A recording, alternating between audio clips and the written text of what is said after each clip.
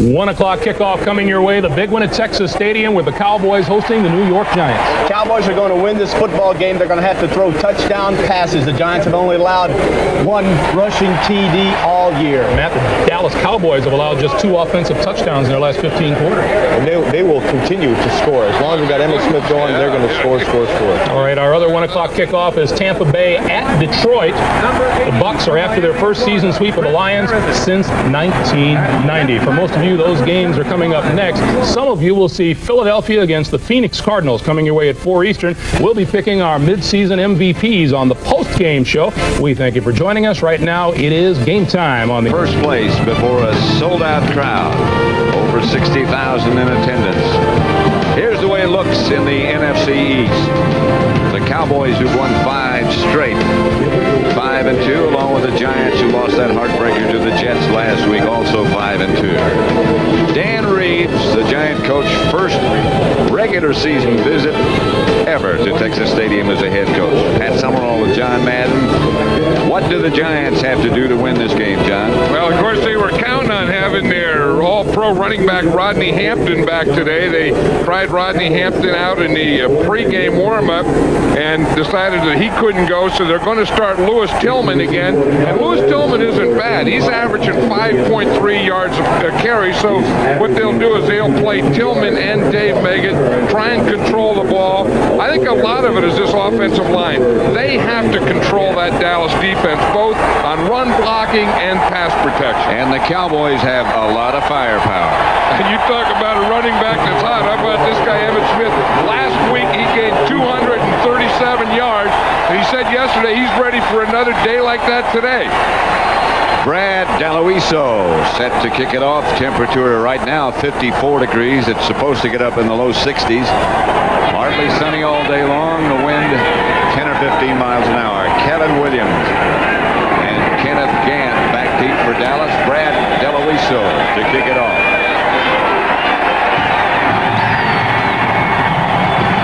Vita Williams at the 4.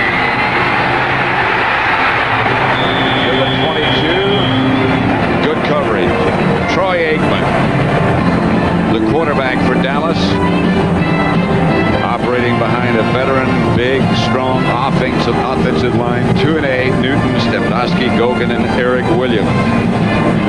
And the fellows who handle the ball, Emmitt Smith, Darrell Johnson, the 2 running backs, Irvin Harper wide, Jay Novacek is the tight end. 1st and 10, Dallas at their own 22. Aikman, as good as there is.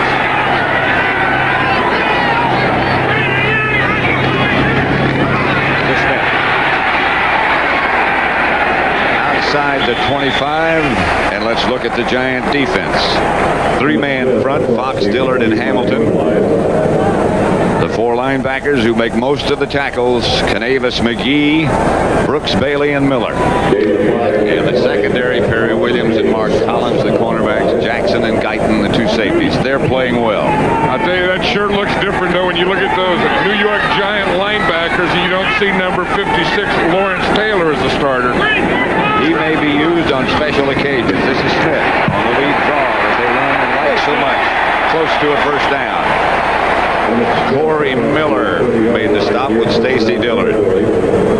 You know, the guys that really have to make the tackles, the way this defense of the Giants is set up, is Michael Brooks and Carlton Bailey, the 2 inside guys. What the defensive line does is they try and just foul up blocking combinations, hold the offensive line, not let them get to the inside linebackers, and then Bailey and Brooks are the leading tacklers on this team, and they have to be because they're the guys they try and free up to make the tackle. 3rd and short, about a yard. Novacek lined up on the flank to the right. Smith gets the first down.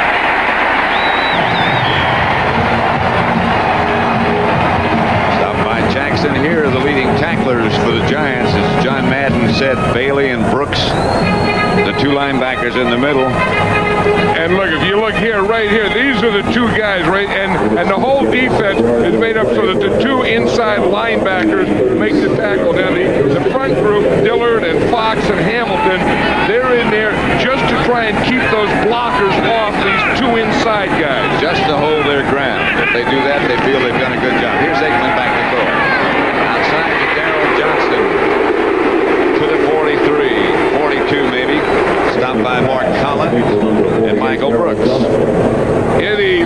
Dallas Cowboys are going to use Johnston more as a receiver today out here in this short flat like a tight end. Jim Price, who's their second tight end, is injured and isn't going to play today, so they're going to use Johnston as a fullback, but also as a second tight end type. 2nd and 5. He, of course, is a fine blocker for Emmett Smith. He's a good football player. Here's Smith. Hit right at the line of scrimmage by Brooks. And Brooks didn't give. And that's exactly the way this defense is supposed to work. We were talking about the inside linebackers making the tackle. Michael Brooks is the guy. You see the line is going to take on the blocks, and you're going to see 94. Boom, right there. See, he's free. No blocker could get on him, so he's free. And when you're free, you have to make that tackle. And that was well done by Michael Brooks. 3rd and 4. Emmett Smith got perhaps a yard. Here's Aikman to throw it. Outside, complete to Novacek. Novacek close to midfield. First down, Cowboys. Taken down by Collins. Now the Giants are trying to get David Tate. They're playing Tate on Novacek. Tate was on Novacek, but Aikman is so hot now, and he is so accurate with his passing that the coverage was there, and he still threw the ball in there. Now watch Aikman. He's gonna put that ball in there. Number 49, Tate, is on Novacek. He's right there. That had to be a perfect throw. Aikman put the ball to Novacek, the only place that he could catch it. 1st and 10, close to midfield. Aikman will throw it again. Throws it outside to Emmett Smith. Smith gets to the Giant 45, knocked out of bounds there by McGee. This is one of the things the Cowboys felt that they had to start their passing game with. The way the Giant defense plays, you're not going to be able to hit the outside receivers a lot. So they're going to work this inside. They're going to work underneath, and they're going to work the short area. You see, they have the underneath, and now they hit the back coming out of the backfield. So they've thrown to Smith, they've thrown to Novacek, and they've thrown to Johnston. They haven't gone to their outside receiver yet. Smith again. Inside the Giant 40 to about the 38. Brooks and McGee. Myron Guyton with an assist. He's going to get right in here behind his right guard. You watch Gogan here and Williams there. Those are two big guys. They weigh about 620 pounds. Then you get that lead block there by Johnston, and just some great running by Emmett Smith. Emmett Smith, if you look at him physically, he doesn't look that big, but he is 210 pounds and strong. Aikman with time to Michael Irvin. Another Dallas first down. Stopped by Perry Williams. That's the first pass to a wide receiver, and they know they have to get the ball to Michael Irvin. So what they said is they could get it to him underneath. And you can see by coming under in this area right here is where they could do it. If we can just start it and show what underneath means, we see the motion come here. Now Irvin is left up on this side right here. See, now he starts here. Now underneath, the linebackers and secondary come here, and he just runs right underneath on a crossing pattern. Then he hits that pass there. See, so they had to start him on one side, motion him to the other side, and then bring him underneath the pass defense. And the Cowboys have taken their first timeout. Aikman over to the sideline to check. 9:16, the Cowboys left on the move. Cowboys have had 9 plays. There's Lawrence Taylor. No action as yet. He's been bothered by that bad hamstring. He's just going to play on special occasions. And those special occasions, I think, are going to be short passing downs, like the long yardage situations, and the Giant defense haven't put the Cowboys in that situation yet. 2 tight end setup for the Cowboys. Joey Mickey lined up on the right. That's Emmett Smith. Down to about the 22, stopped by Michael Brooks again. Smith is now the 4th all-time rusher in Cowboy history. He has broken that record held by Robert Newhouse. To move move into 4th place. Yeah, he's just an amazing guy. I mean, I think he has a perfect build for a running back. He's 5'9", 210 pounds. Not a lot to see, not a lot to hit, but very quick and very, very powerful And durable. And I think he's one of the toughest running backs in all of football. Fake Tim gets the ball to Johnston down to the 15. Second reception for Darrell Johnston, known as the Moose. Yeah, and old Troy Aikman said we're going to use the Moose more again because we don't have our second tight end, Jim Price. We're going to throw him the ball a little more. And I said, you mean you're going to feature the Moose? And he laughed and said, no, it'll be a cold day before we ever feature the Moose. We'll utilize the Moose, but not feature him. I'll tell you, he's a very important part of this offense. So I mean, you get your Michael Irvins and you get your Harpers and your Emmitt Smiths, but a guy like Johnston makes a lot of it possible. I mean, he's the guy that'll catch that short pass. He's the guy that'll make that lead block for Emmitt Smith. He's a very important part of this offense. That much for a first down. Aikman, by the way, is 5 out of 5 in this opening drive. This is when you love to be a coach. When you got things going like this, but second and real short is the easiest down to call a play on because you can do anything. And if it doesn't work, well, you still got third down. And if it does work, you can say, hey, look at that call. You get a wheelbarrow out there. 3rd and 1. Very short. Jimmy Johnston will take a gamble once in a while. He loves to gamble. I think that's one thing that makes him the top coach that he is that he will gamble in all areas. Novacek in motion. And Smith to the right side. He might have gotten the first down, but maybe he did not. They look like that Kevin Gogan. They didn't get it. Kevin Gogan was the tight end on that side. I don't think he got off on the ball. Laid off the ball. You're right. They start there. Now he looks like the ball snapped and he doesn't move. You see, he gets off there late and he lets Corey Miller get up and get penetration. And somehow the ball came loose. The Cowboys got it back. This is a 34-yard field goal attempt if we have one. Eddie Murray. The Cowboys are short a guy. In fact, they didn't have a wing on the left side. The Cowboys only had 10 guys. Here he comes now. It was a Moose. He was loose. They couldn't find him.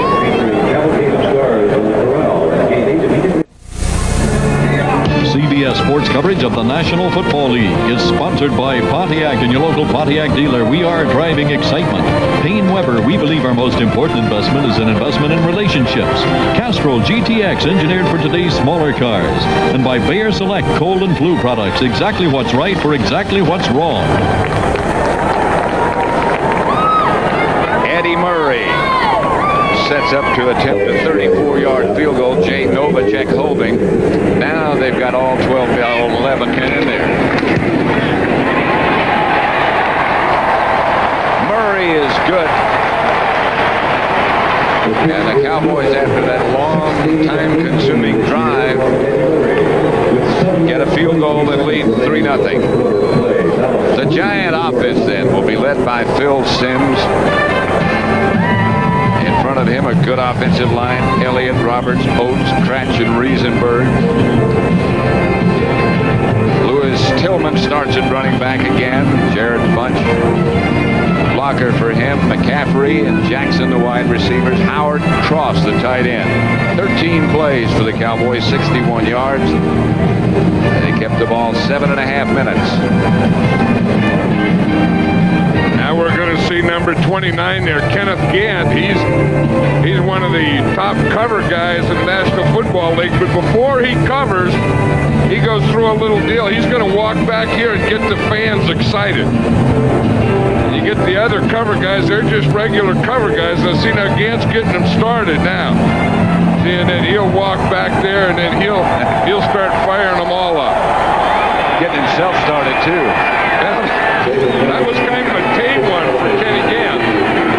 Got that job out of a hunker.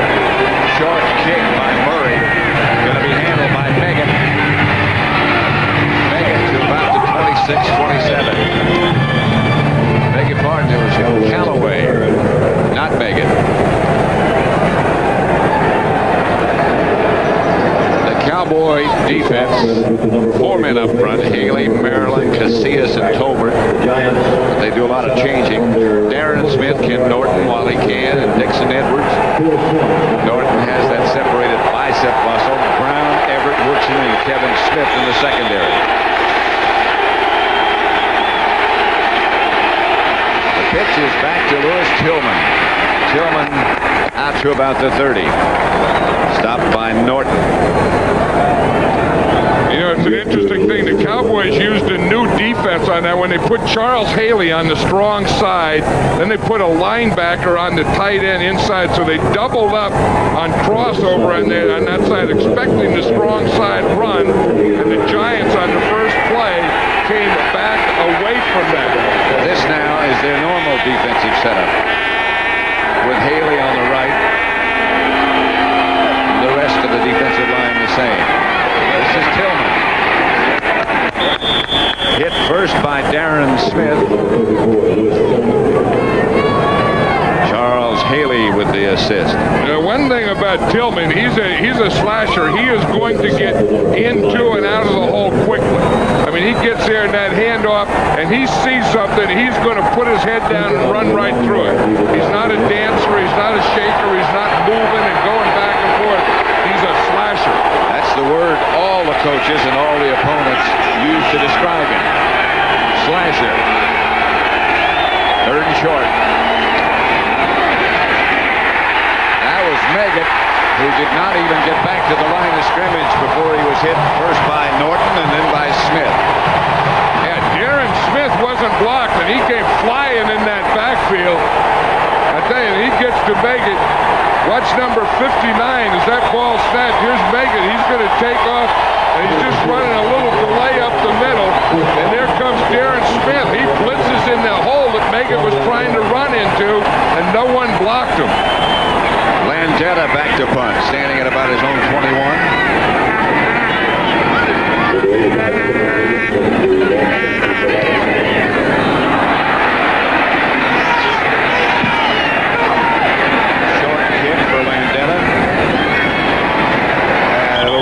About the 31. 5:06 left to play in the first quarter at Texas Stadium. 3-0 Cowboys.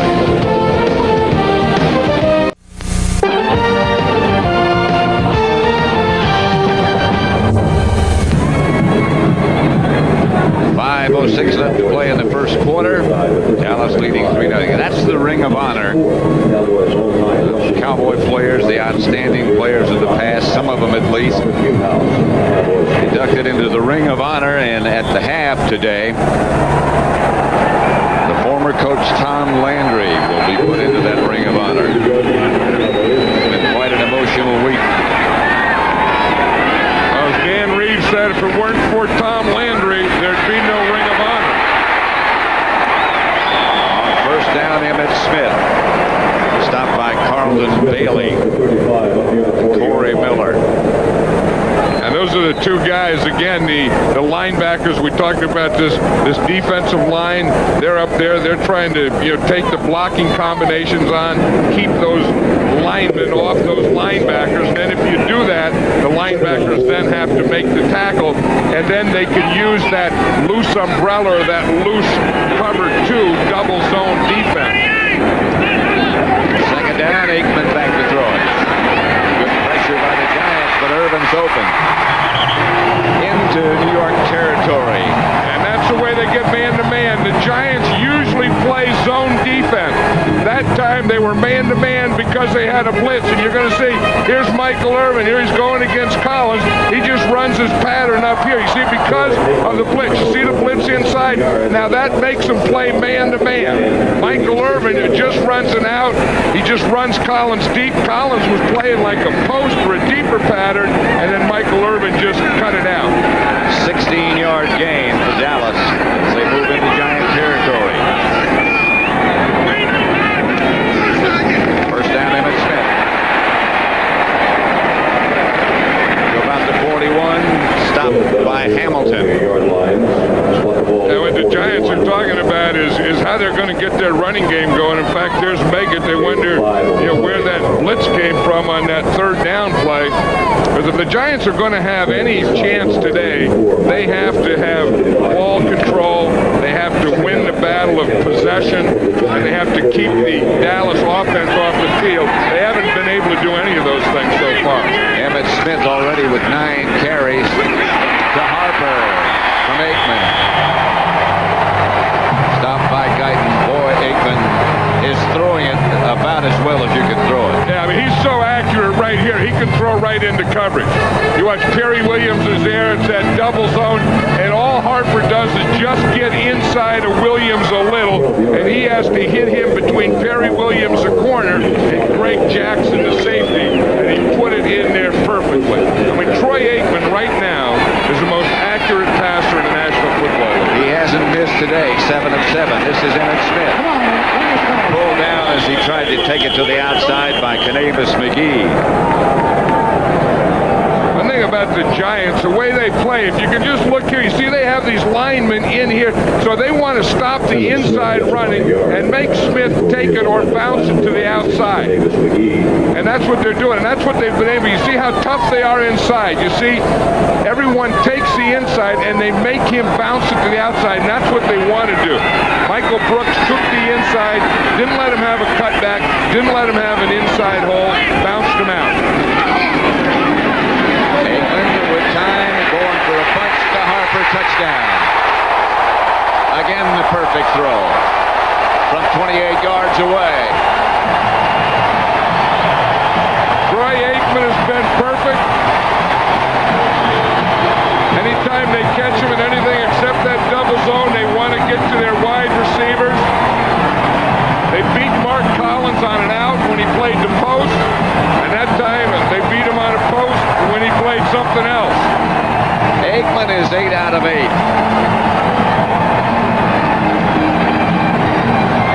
Aikman has shown us how you play quarterback in the National Football League if you want to win back-to-back Super Bowls.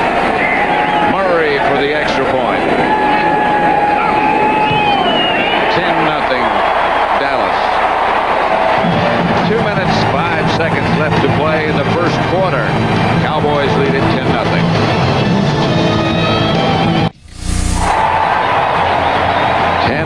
Cowboys.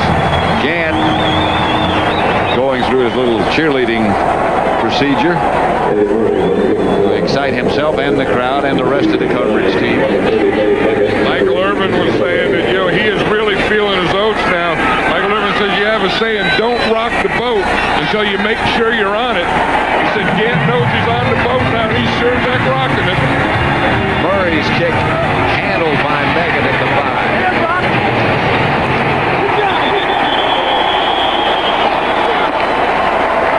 Vanderbeek down to make the stop on the Meggett return. Yeah, that's the thing that the Cowboys have is they have real good cover guys. They have Bill Bates and they have Kenny Gant here. Now Gant is a guy that we talked about that goes through all the things. Now if you're going to go through all those deals before, once that ball's kicked, you better run down there and take on blocks and not pull up and just keep going until the whistle blows because you're going to be a marked man. First and 10 Giants at their own 20. Here's Phil Simms back to throw. Screen pass to Tillman. Tillman into the Dallas secondary outside the 40 to about the 43. I think what the Giants have to do now, and they start off here with just a screen pass. Again, Simms is going to come back. Let Tillman fake like he's blocking. See, he takes a block on there. Let the screen, the line get out in front. Good block there by Cratch. And just get something going. Just think now, let's get some first downs. Hey, it didn't start off very well. No, it didn't. Started a little juggling. First down, Giants at their own 42. Simms fakes to Tillman. Chase. Pass passes, completes a bunch out of the backfield at midfield. Yeah, the reason that one to Tillman it didn't look too good is Tillman doesn't have a lot of experience at catching the football. He's in there and he's a runner. If they're going to pass, they usually put in Dave Meggett. In fact, that was the first reception that Tillman has had this year. It's a little screen pass and he kind of bobbled it. And once he caught it, he could run with it. I don't know how many he's going to catch. Sims starts Howard Cross in motion this time and gives to Tillman. Tried to get it outside, cut down by Norton.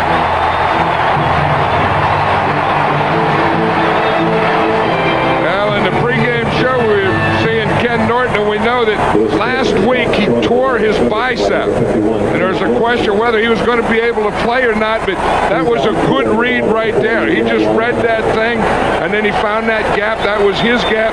It was almost like a blitz getting in that hole. That's the end of the first quarter with the score Dallas 10, the Giants nothing.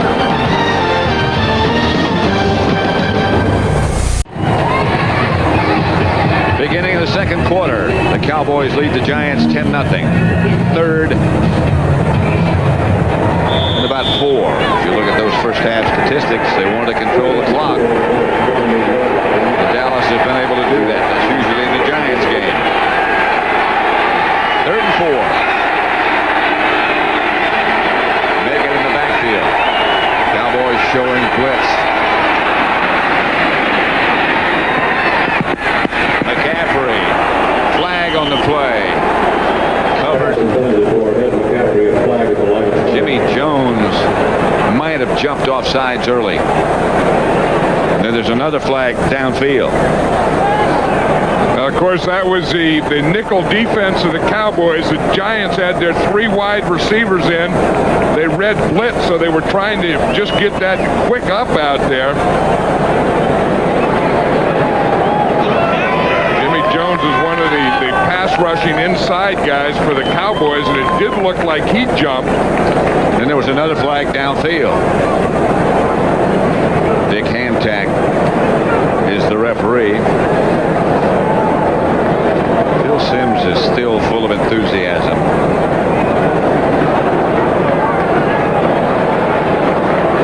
Well, I think they have a pass interference. I think so. Is the one that they'll probably take, because that's going to, well, any penalty would give the Giants a first down here. That's probably what Phil Sims is talking to Dick Hantack about right now. We'll take the longest one. Yeah, of course, if it were interference, then it's going to be a real long one. If it's just pushing or hitting after the 5 We have multiple yards. fouls on the defense. Offside. Defense number 94. Penalty is declined. Pass interference. Defense number 26. Penalty is accepted. First down. Spell the foul. Long penalty is against Kevin Smith. Haley was the man they named as jumping off sides. I don't think it was Haley. I think it was Jimmy Jones. Yeah, I think Jimmy Jones jumped in that neutral zone, but the one that they took anyway was the one on Kevin Smith. Right. First down in any case. Giants at the Dallas 36. This is Lewis Tillman. Tillman with a lot of room, a big hole and a giant first down inside the Dallas 25, about the 23.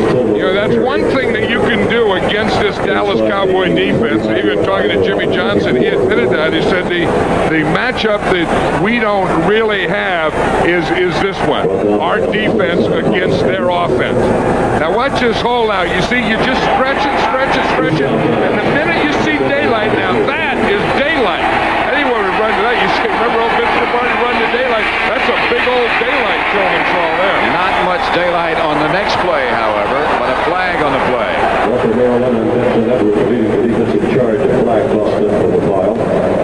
That was one of those that came from that deep official that is usually against the tight end, one way or another. Either the tight end. Face mask. Defense. 5 yards. Repeat the down. First down. Or someone against the tight end. Now, Jimmy Johnson hates this. I mean, Jimmy Johnson is a neat freak, and he likes his players to play perfectly. And he doesn't want any penalties. He doesn't want any turnovers. And these two things in a row, or three penalties really in a row, are driving him crazy right now, I guarantee you. See if we can find the face mask.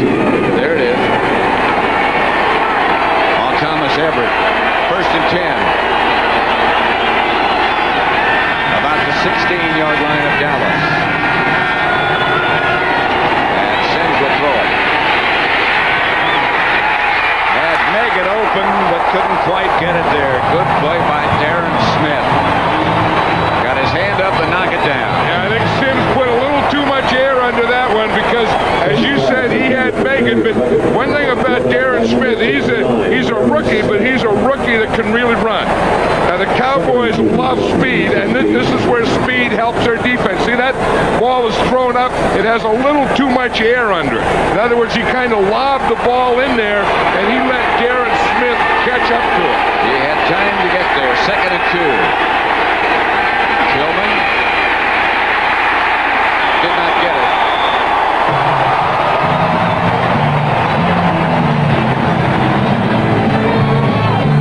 Yeah, they're having a lot of success, and they were having a lot of success running to their left side in there behind Jumbo Elliott. The Giants have a good offensive line, and of their offensive linemen, number 76 there, Jumbo Elliott is the best. Jumbo's got some problems with a pinched nerve in his neck, and sometimes when he gets tired, he doesn't have much strength in his left arm. They don't even have a pass rusher over Jumbo out there. They don't have any run rushers from that right end. Sims' pass is complete. Mark Jackson knocked out of bounds. That'll be enough to make it 1st and goal. I like that. I like that call here. It's kind of 3rd and short. Instead of going to 2 tight ends, they go to 3 wide receivers. They spread the defense out. They just get man-to-man out there, and Jackson, and boom, he just hit Mark Jackson out there. That was on Kenny Gant. Right. Made him on short yardage. He made the Cowboys play nickel by spreading them out. That's not a bad move. So it's 1st and goal at about the 7.5. Tillman, the lone setback. Pierce was the man in motion. Tillman doesn't get much. Hit low by Russell Maryland, high by Ken Norton. And Russell Maryland was the guy who made the play. Again, when you're going to run anywhere, you have to stop penetration. Or if you're on defense, the first thing you have to do is you have to get penetration. Now watch Russell Maryland here. He's going to get penetration. Now that's the thing. You see, they start the block. Now right now, he right there, he gets the penetration. He did a lot of things, though, before he got that penetration. He really played that block well. He manhandled the block. 2nd and goal at the 7. Sims to throw it. Touchdown. Had to wait a minute. It's Jackson. Got both feet down in the corner of the end zone. Flag on the play, however. Yeah, we're talking about Troy Aikman getting the ball in a tight place. I'll tell you, Phil Sims did too. Watch this ball. It looked like it took off a little on him, but there's not a lot of room out there, and that's a perfect pass to Mark Jackson. Although there's a penalty and it's going to come back, it was still a great pass. Holding. Offense, number 61. 10-yard penalty. Repeat the down. 2nd down. Holding called against Bob Tratch.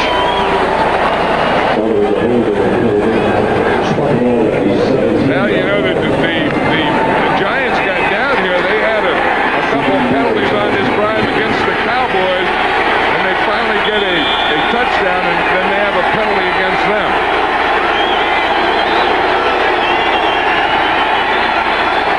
Sims back again. With time pass complete to McCaffrey. Bounced around off tacklers. Finally taken down by Gant, but about the 5-yard line. Yeah, I thought those passes to the outside took off a little on Sims. I thought that one, the touchdown they threw to Mark Jackson, and that one he threw in the end zone to Megan. But I'll tell you, that one there, he zipped that ball into McCaffrey there. That was a heck of a throw. Watch this one. I mean, this one is a line drive. I mean, he threw a rope there. That is a heck of a throw from McCaffrey. Now, a lot of times these guys have to throw the ball. They don't even see the guy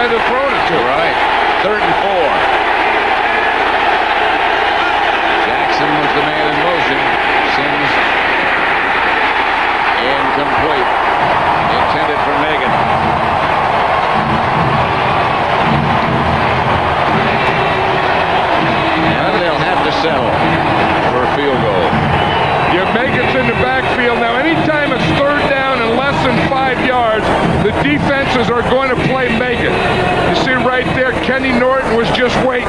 He was just waiting, and then behind him he had Thomas Everett. So they double and make it on that play, and I think most teams will do that against the Giants when it's a passing down less than 5. David Treadwell from 21 yards away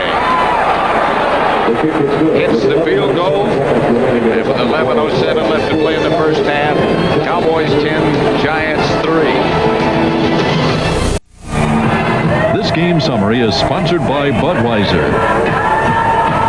Rodney Hampton inactive today. Aikman is 8 out of 8 for Dallas. Smith 10 carries, 39 yards. Tillman 7 rushes for 23.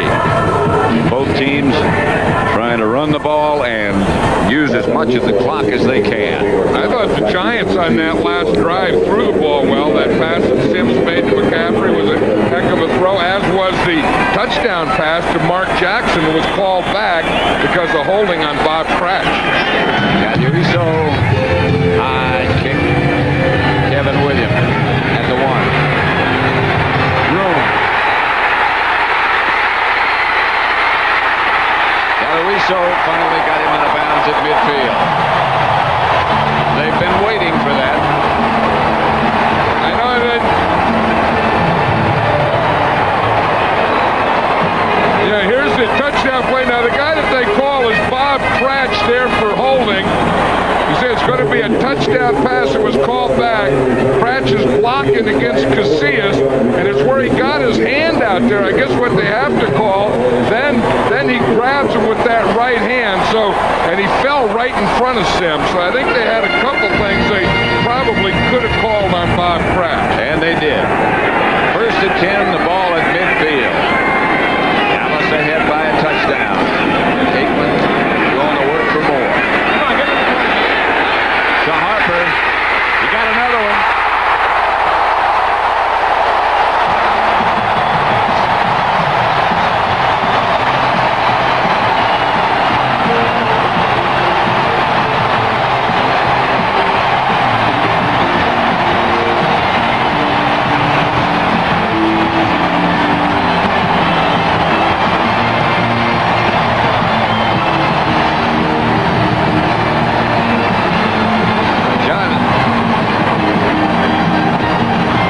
Some great quarterbacks and some great throwers over the years, but I don't think I've ever seen anybody throw the ball more perfectly than Aikman has today. I think the best thing the Giants could do now is throw a bucket of ice on Aikman because he is hot. 9 out of 9, 2 touchdowns. Murray's extra point is good at 17-3. Alvin Harper is going to just run right by number 47, Greg Jackson. They play that double coverage. The safety has to take him. He can't catch Harper.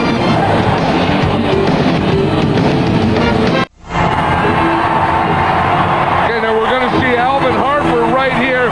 The Giants play a double zone. We're going to get a rotation by Perry Williams, and then Jackson coming deep. Harper gets by the bump and then just runs right by Jackson. See the bump here? Now watch, then he just has too much speed. He just runs right by Greg Jackson, and it's a perfect throw by Trey. And Murray is set to kick off. This one's deep and good. And they'll stay there. Callaway handled it. Meggett told him to remain in the end zone.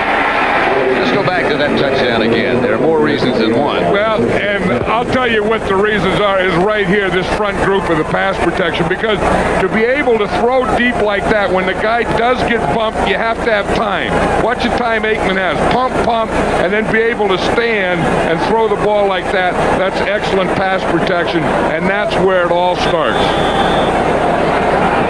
I'll tell you, this day that Aikman is having just amazing. I mean, he's not just throwing little short, dinky passes. I mean, he's throwing some bombs in there, too. As Norv Turner, the offensive coordinator, says, he's throwing it very straight. Bunch over the left side. Stopped by Dixon Edwards. First contact came from Tony Casillas. Hey, you watch here. You see, there's Casillas here. He's gonna take on Williams, the center, because they play over and under. He plays a little thing. And the minute that he feels that double team, he turns his back. And you turn your back on the double team, and then a lot of times when they slip block, that will push you right into the runner, as it did that time. 2nd and 5. Sends to Tillman this time. He's got some room. But the door shut very quickly, led by Ken Norton. This is the thing that these ball control teams really have trouble with, is getting down 17-3. And that was the point that I was making earlier, is that you can run, you can have a good line, but at some point when you play the Cowboys, because they're so explosive, they have so many weapons, their quarterback is so hot, you have to be able to throw the ball. And when you get behind, as you say, like this, that's what you have to do. 3rd and 2.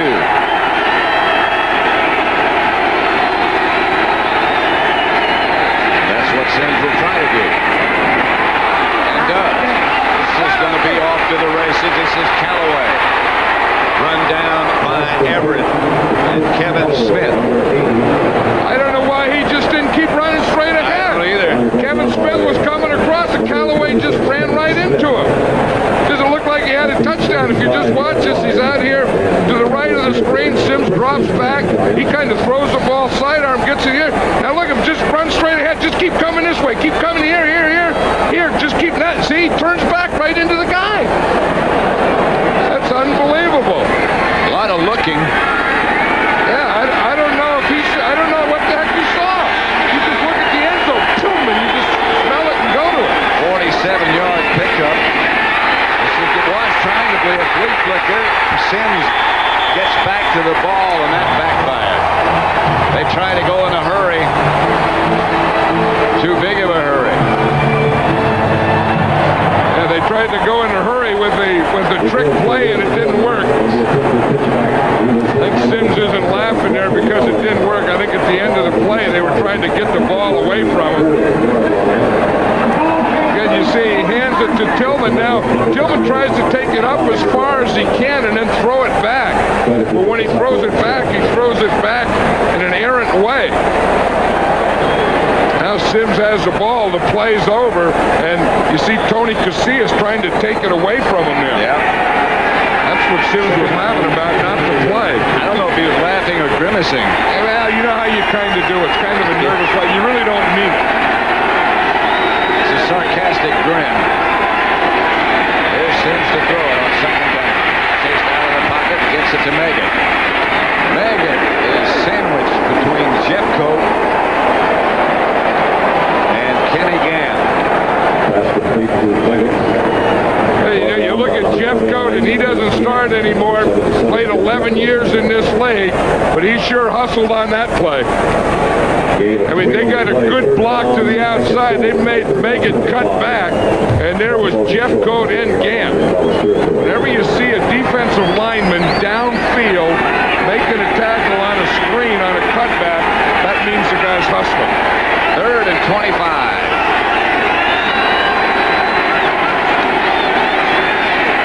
Sims had to step up. Dumps it out to Pierce, I believe. Derek Brown, who had stayed in to block.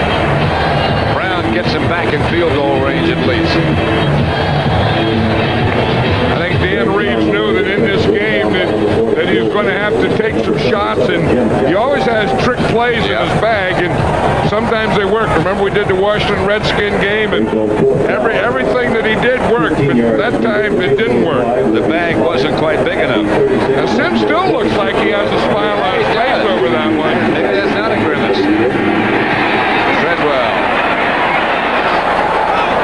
Flag on the play. The field goal is good, but there's a penalty marker down. That was 45 yards away. Like Fishback might have rolled into the kicker.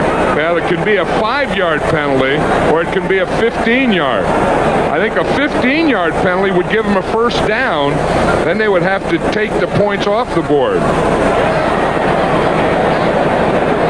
Going to be against Dallas. Yeah, so is it going to be a 5-yard against them or a 15-yard? Now, if it's a 15 and a first down, do you take the points off? Maybe just offsides. Lined up in the neutral zone. Yeah. 58 and 43. The penalty is declined. The field goal is good. That was a no-brainer. You had to do that.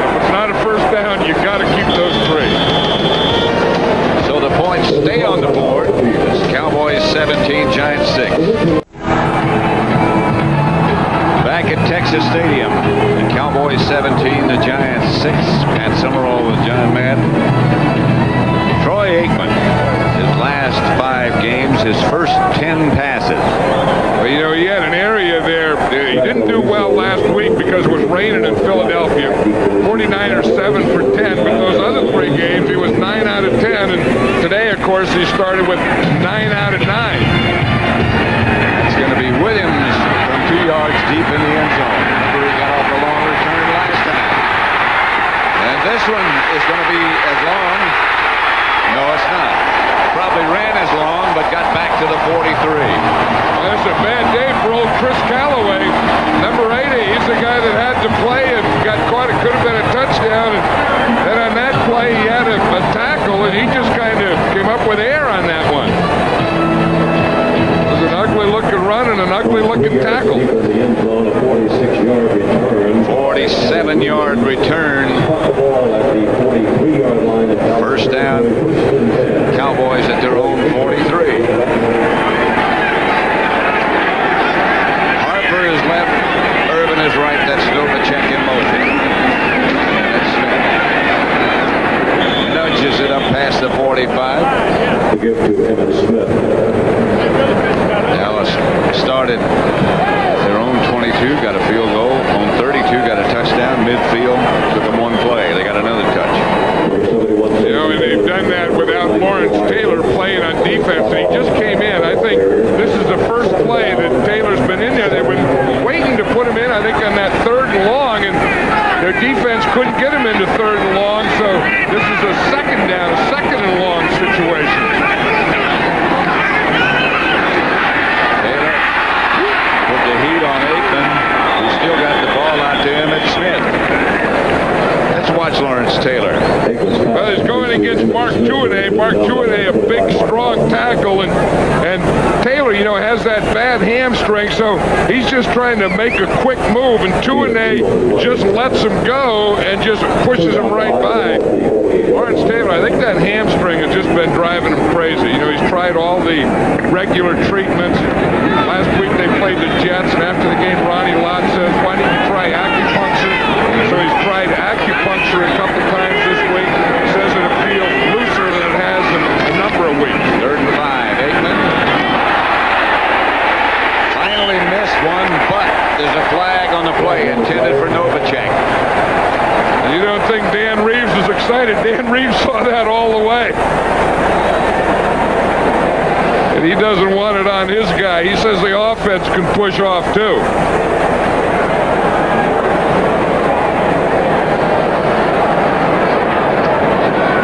We're seeing more and more of that, and I think they do get away with it more and more as the offensive receivers pushing off the defensive backs.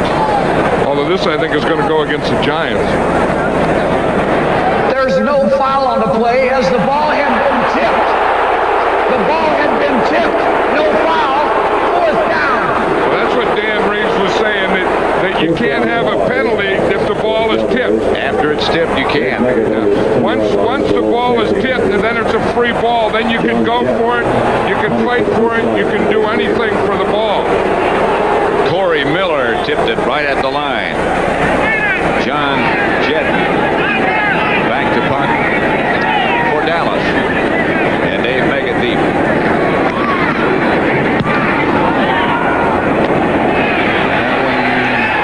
Will not be handled. Into the end zone, and the Giants will take over at their own 20. 17-6. Dallas leads.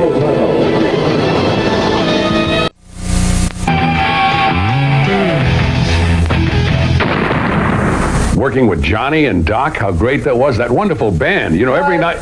Hey, guys, we've got the wrong McMahon. Look, Ed, I'm sorry. This is supposed to be a football spot, and you're supposed to be Jim McMahon. There's a mistake. I'm sorry. Oh, I'm sorry. Well, Jim is injured. Listen, I got the headband and everything. Well, it's a big doubleheader next week on CBS. Don't forget to be watching, okay? Go get it. Beautiful. Well, first down Giants at their own 20. I think if one McMahon's out, I don't think you'd go with the other McMahon. I think you'd go with Sean Salisbury before you go with Ed McMahon, wouldn't you? until he gets a better helmet. Or a better passing motion. Yeah. Here's Sims. Out to Chris Callaway. Okay, here we go. Thank you. Talk about how well Aikman's been throwing the ball. So has Sims. A couple of those took off early, but the last few have been right on the money. Yeah, and he's going to have to throw the ball because, the running game isn't doing it. In fact, the Giants lead the NFL in rushing with 158 yards per game.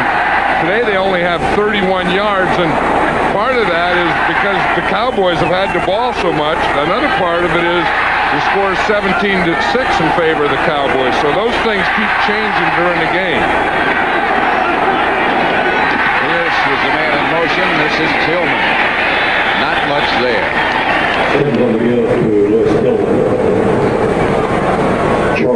The guy that's always in there, you watch this guy right here, Charles Haley. It just seems like whatever he does, whether it's a run or pass, he just kind of raises havoc. I mean, he takes on a block.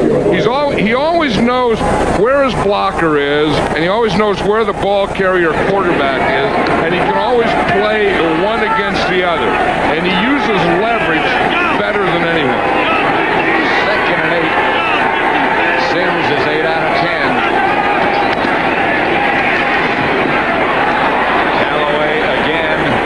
To a first down. Should have it.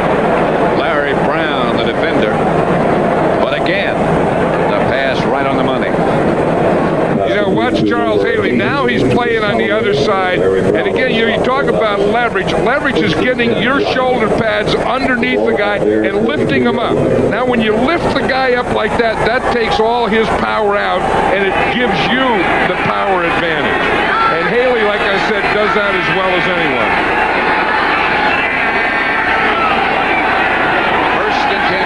At their own 43. Sims again to throw it. Going deep for Callaway. I'll tell you, if the Giants had a little speed in their wide receivers, they could really do some business today because Callaway really was open there. I mean, he beat the double coverage, and that's what Sims is telling him. Hey, just keep going. And he was trying to lead him because he could have led him right through that coverage.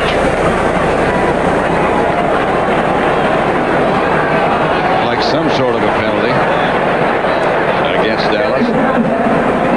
Number 24, 5-yard penalty. I still never did hear it. It's against Larry Brown. Yeah, and it had to be defensive holding. It was 5 yards, so it had to be that he was the guy that hit Callaway after he went 5 yards.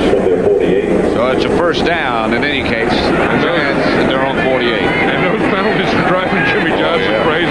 I mean, he likes 17-6, but he doesn't like the number of penalties this Cowboy team has had today.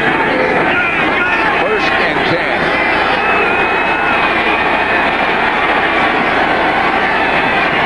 Bunch. The ball carrier did well to make it back to the line of scrimmage if he did. Jimmy Jones. Cowboys are a tough team to run a draw on because they're so fast. I mean, if you look at those defensive guys in there, the defensive line and the linebackers, they aren't big guys. I mean, they aren't real big, but they're very, very quick. So they can start on a pass rush and react to a draw. And they're all good tacklers, too, although the last couple of weeks, Jimmy Johnson said they haven't been tackling well. 2nd and 11. Sims under the pressure of the Cowboy rush. Norton was the last to hit Sims. He got rid of it. Intended for Mark Jackson, incomplete. I think that first guy in there was Darren Smith. I think he was the first guy there, and he just missed. The thing you always want to do when you're coming from the backside is you always want to run through a quarterback. Now watch him. He's up here. Now when you don't want to jump. You never want to leave your feet. You see, he really has a free shot there, and William Roberts just knocked him off a little. You always want to keep your feet and run right through him, like Ken Norton did at the end of the play there. 3rd and 11. Again, Sims back to throw. Hit just as he let the ball go. Almost picked off by Gann. But the Giants will have to punt. Again, Sims under hard pressure. Yeah, Gann here, 94. He's the guy who hit Sims just as he threw the ball. That's a stunt. Haley starts on the outside, and then he comes on the inside. But you see how Haley does? Yeah, how he raises havoc. He's always in there grabbing something. His left hand grabbed Phil Sims' right arm just as he was throwing the ball. Landetta to punt. Kevin Williams back deep for the Cowboys. Sort of a liner. Williams signaled fair catch. Not much of a signal, but it was good enough. Now, Phil Sims is upset about that because he had some things open. He thought he had Callaway open. He thought he probably had something when he didn't have some time there. He's thinking of this. He hasn't been sacked, although he's been hurried 3 times. He's been knocked down 3 times so far. That could make you punch the Gatorade ball. I think he threw one to Callaway there that he should have scored a touchdown on. He thought he should have kept going on another one. He did have one that he threw to Mark Jackson in the end zone that was brought back. Here's Emmett Smith looking for someplace to go. Gets out to about the 19. 2 minutes left to play in the first half. The score in Texas Stadium is the Cowboys 17, the Giants 6.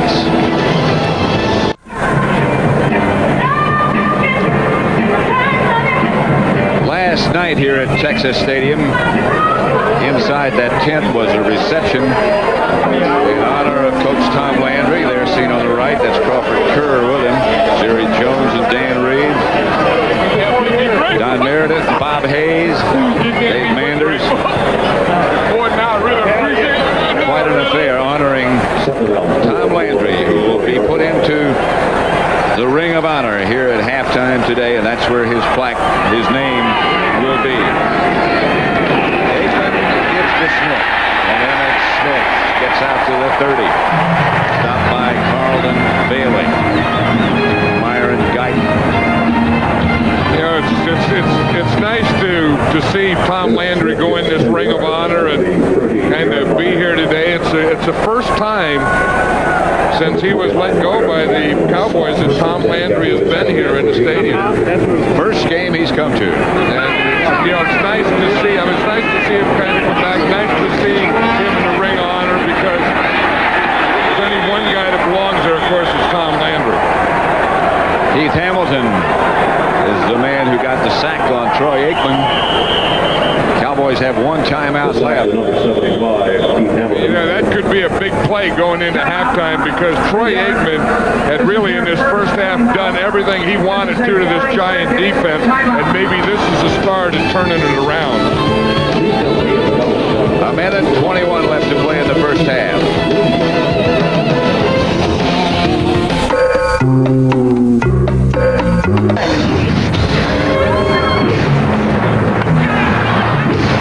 For this guy, any deodorant will do. But these guys need Speed Stick.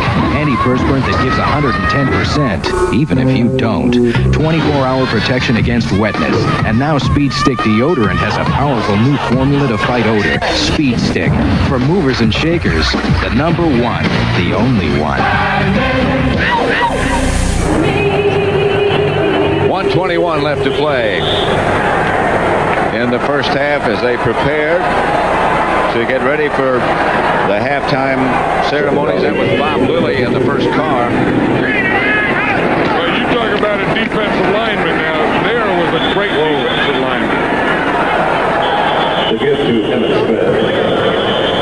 Tom Rafferty, who was a long-time center for the Cowboys. There's Bob Lilly.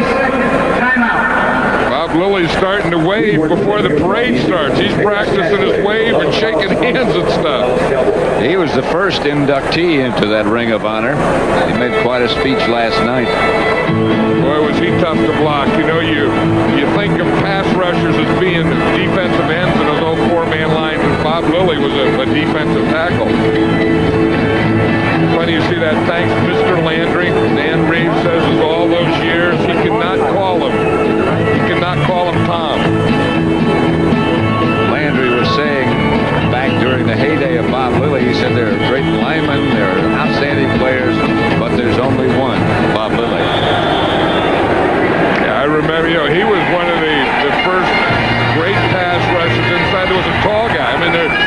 defensive tackles used to kind of be short guys. Yep. Aikman to Smith. He's fighting for some yards on third down, and now I believe the Giants will take a timeout. Stop by David Tate. Dan Reeves could not be part of the ceremonies here at the half today honoring Coach Landry, but he did have some thoughts about his former coach. Well, first of all, Coach, I've got to thank CBS for giving me this opportunity. They know I'm going to be busy at halftime and won't be able to take part in the ceremony. I just want to say congratulations. It'll be nice to come into Texas Stadium now every year and look up and see your name up there where it belongs. You meant so much to so many people. Nobody that you meant more to than me. I thank you for what you've done for me, and from the bottom of my heart, I just say I love you. Thank you.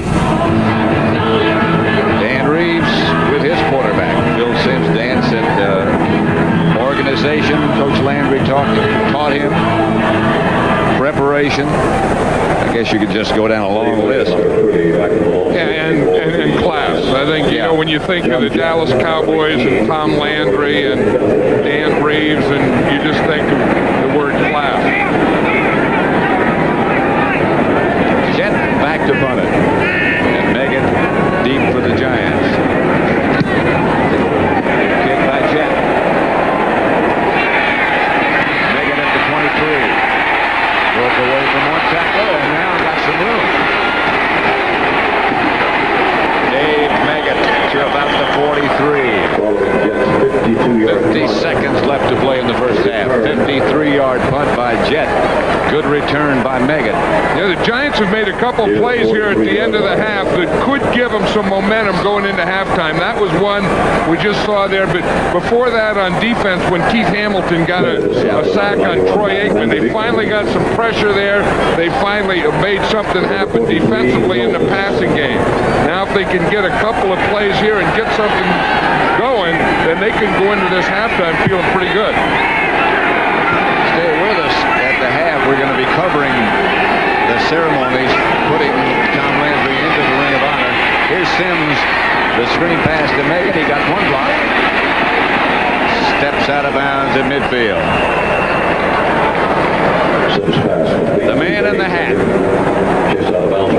Tom Landry. Yeah, that's a great memory there. You always think of Texas Stadium and the hole in the roof and the man in the hat, Mr. Landry.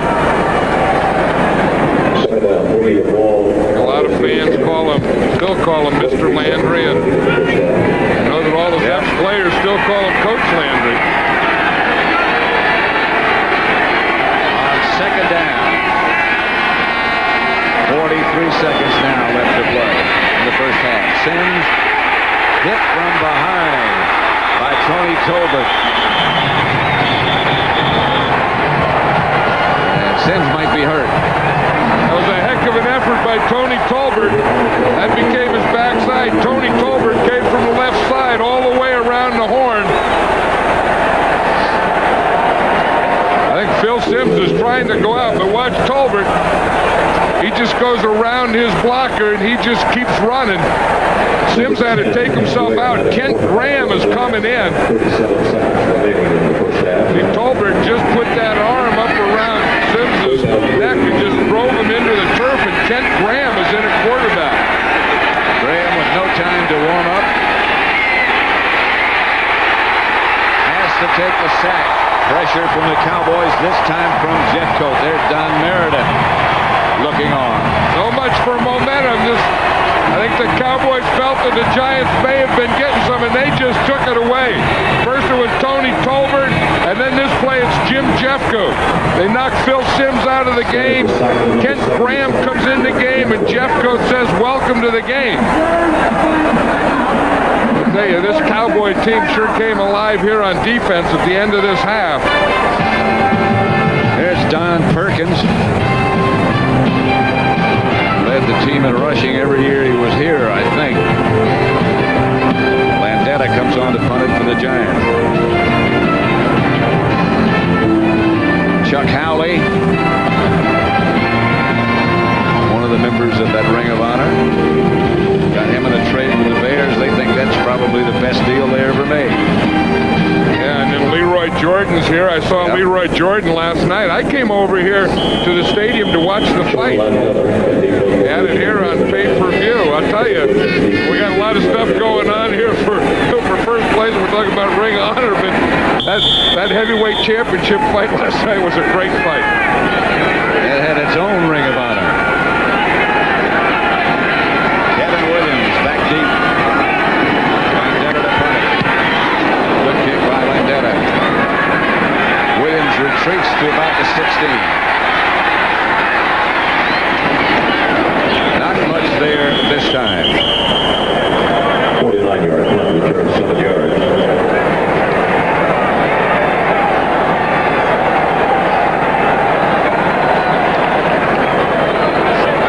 Amazing thing about Tom Landry, he didn't change much. Here's the gentleman who succeeded him. They've had 2 head coaches in the history of this franchise. That one and Jimmy Johnson.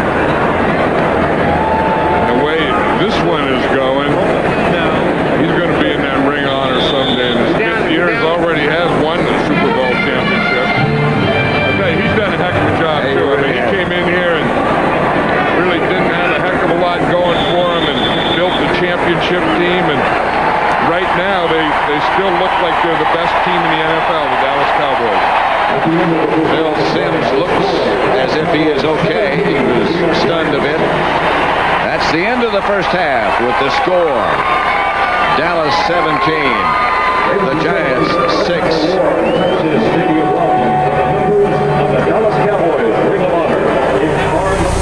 CBS Sports coverage of the National Football League is sponsored by Oldsmobile. AT&T, we help put your world within reach. Speed Stick deodorant and Speed Stick antiperspirant, the #1 for movers and shakers. And by Keystone Light and Keystone Dry. The NFL Today Dockers halftime report is sponsored by new Loose Fit Dockers. Nobody does pants like Dockers. The Dallas Cowboys lead 17-6 at halftime. Welcome back to our studios here in New York, everyone. Greg Gumbel along with Terry Bradshaw and Matt Millen. It is halftime, and there is an emotional moment about to unfold in Texas Stadium as former coach Tom Landry is about to be inducted into the Dallas Cowboys Ring of Honor. Let's go back out there live to join public address announcer Murphy Martin and our own Pat Summerall.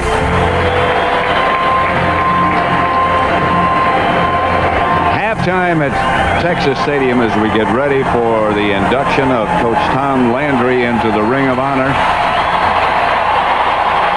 The members of the Ring of Honor have been chauffeured around the field, as has Tom Landry. The Cowboys lead the Giants 17-6.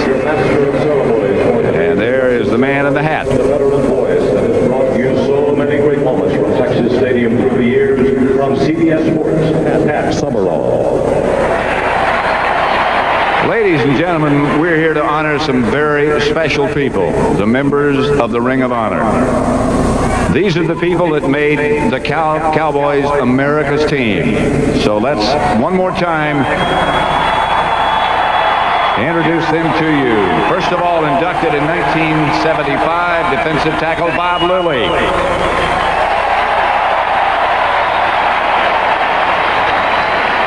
Next to him, inducted in 1976, quarterback Don Meredith.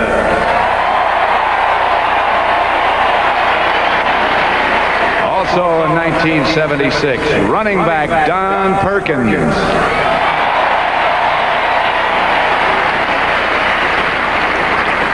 Next, linebacker Chuck Howley.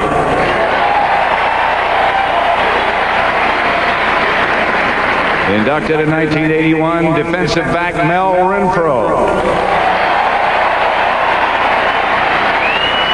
Inducted in 1983, quarterback Roger Staubach.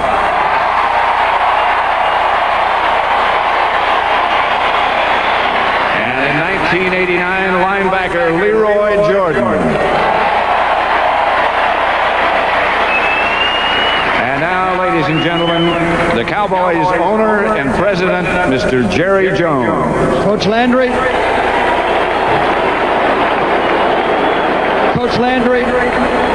the only coach the Cowboys had for 29 years, 270 victories, 13 playoffs, 20 straight winning seasons, 5 NFC championships, 5 Super Bowl appearances, and 2 Super Bowl wins.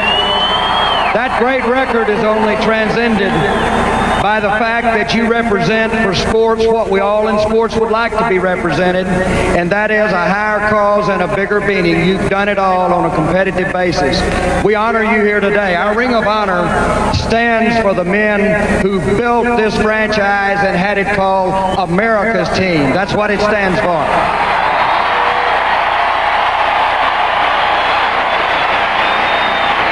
This would not be the Ring of Honor without you, Coach Landry, and also you in it. Congratulations to be in the Ring of Honor, Coach Landry. Here's our...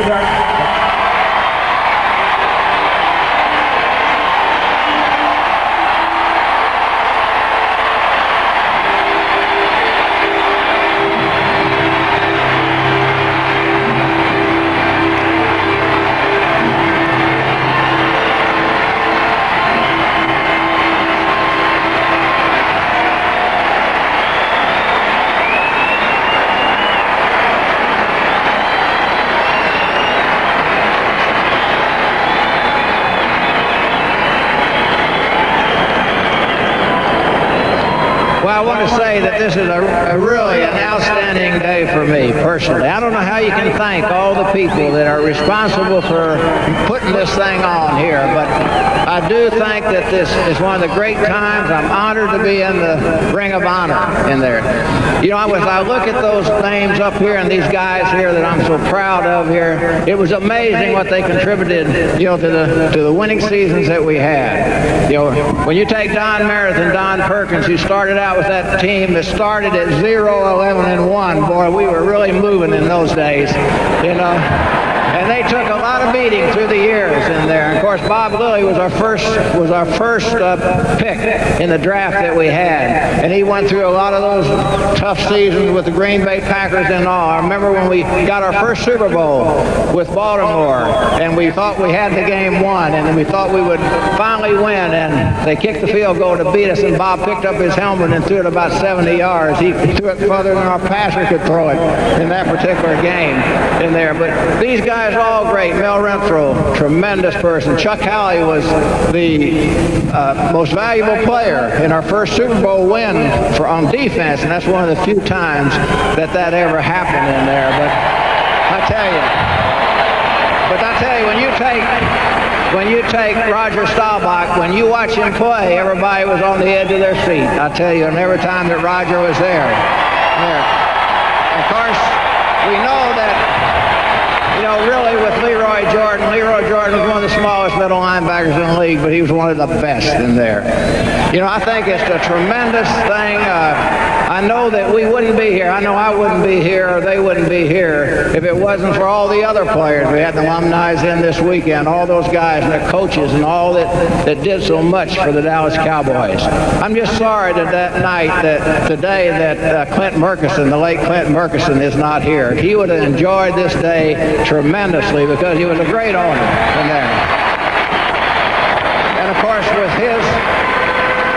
his leadership, with Clint's leadership and Tex Schramm's leadership, we set our sails in what we did through all those years, and it made it possible that we could achieve those things. We had a lot of people, we had a great organization, and we had a lot of good people working for us in those days. And I would like to really take this opportunity, since the New York Giants, my old team, I played for the New York Giants and the Cowboys through all these years. And I'd like to thank Wellington Bear and Ann Bear, who have been great friends of mine through the years. They prepared me with the New York Giants, you know, to become the coach of the Dallas Cowboys.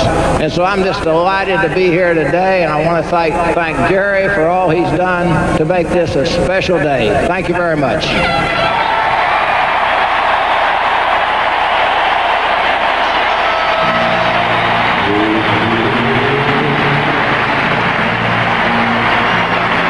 Congratulations to Tom Landry and to the other members of the Dallas Cowboys Ring of Honor.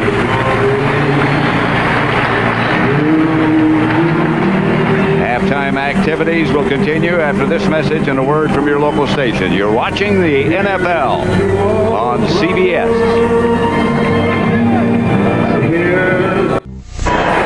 Halftime at Texas Stadium. Cowboys 17, the Giants 6. Tom Landry in the Ring of Honor at Texas Stadium at the half.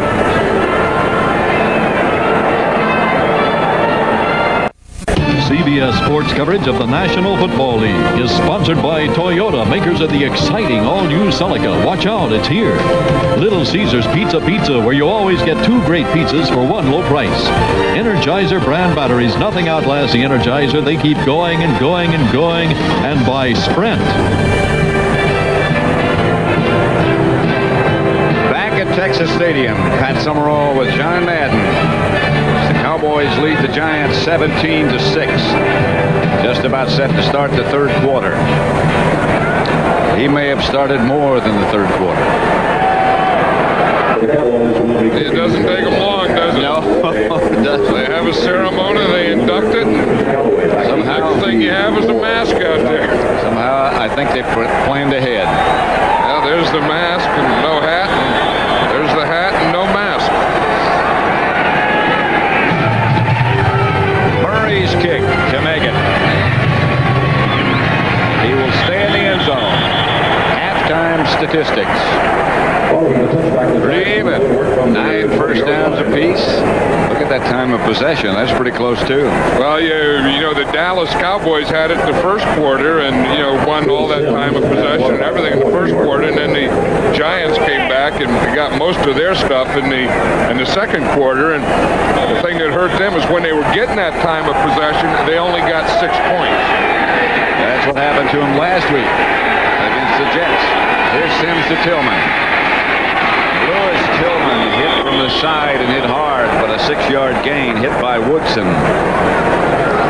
Now there's a guy who can hit you. Some safeties tackle you, and some of them hit you. And the thing about Woodson, he used to be a linebacker, so he's kind of one of those guys who was a half a linebacker and half a defensive back. And when he hits you with what they call deep cleaters. Tillman's cleats came boom right out of the ground. He's about 220.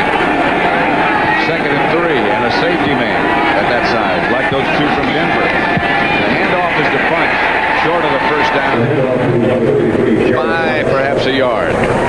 He's not by a bunch. Yeah, he was playing well in there as Russell Maryland anytime they run in there. And it's amazing. He has 2 bad big toes. In fact, he was showing us that one. He showed us his left big toe, and it comes out, and it starts straight, and then it turns left.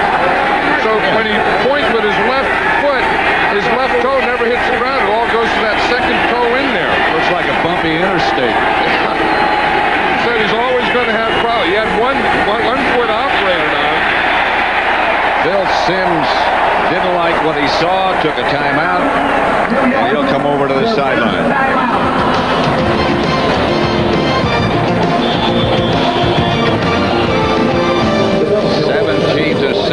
Dallas leading. 13-38 as the third quarter has just begun. Look at some of the other scores. San Diego over Minnesota. New England ahead of Buffalo. Denver shutting out Cleveland. Here at Texas Stadium, it's 17-6. Dallas over the Giants.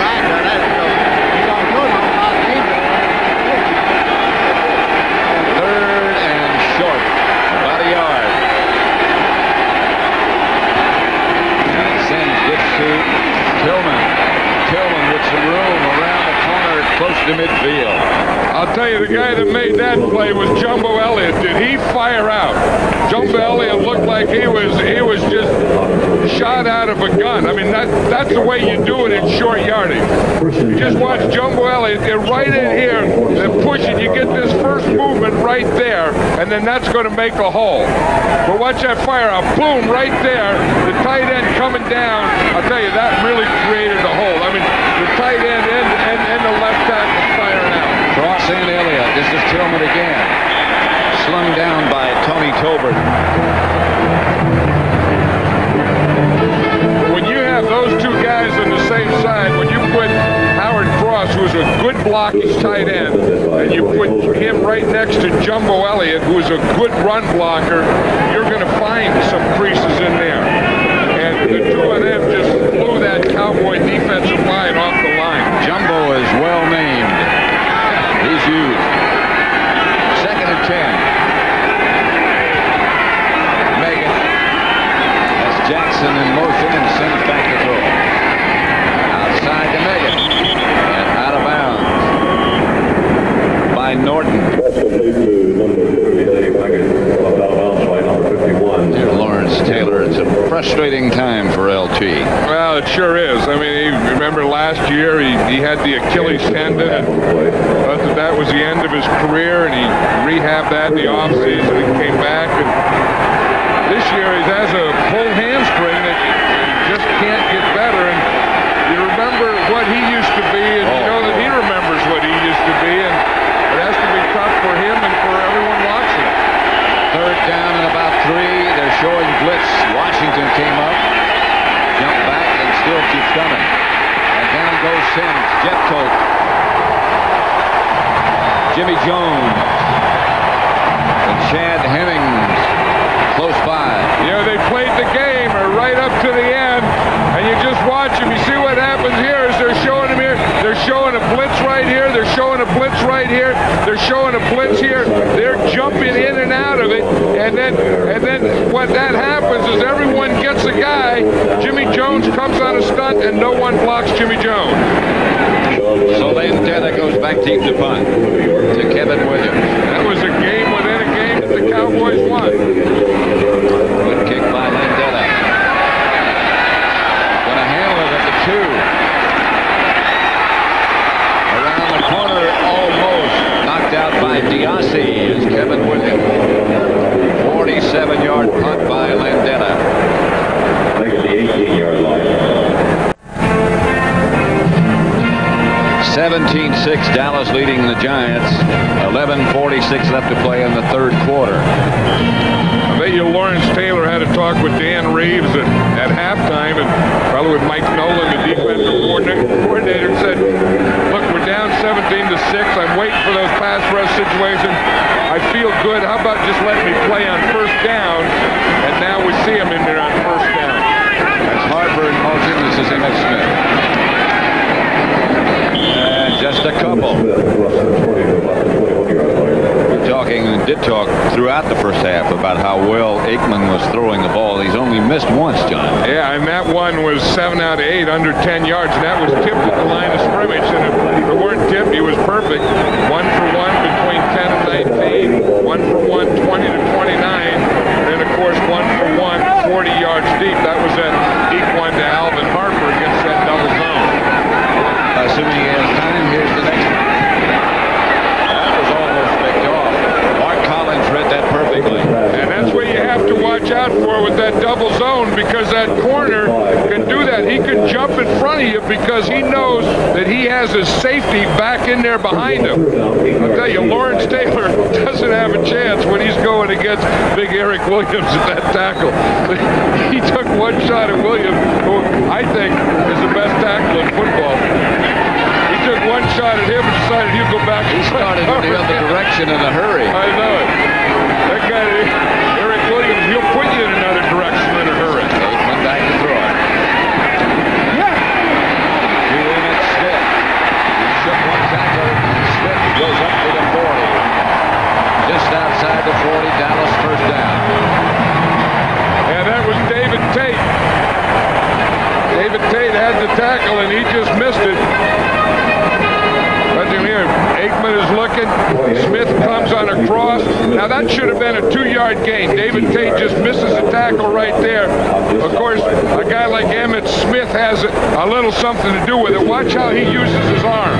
He just puts the ball in his left hand, takes the right arm there, and puts it up there, and then pushes Tate off. So part of it was poor tackling by Tate, good running by Smith. On 1st down, Aikman chase out of the pocket. 1st down again. More for Aikman. Down to the Giant 40. 19-yard ramble. And you got to give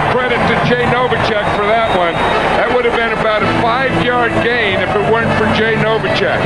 His tight end makes a block out there for him in the left. Watch it. He's going to start here. He's going to go play pass. He's trying to throw in the middle. In fact, he had a guy open in the middle. He couldn't see, but watch right there. Boom. See, Novacek. In fact, Novacek got 2 blocks. And that gave Aikman a long gainer. The last one on Lawrence Taylor. First down. Flags and whistles.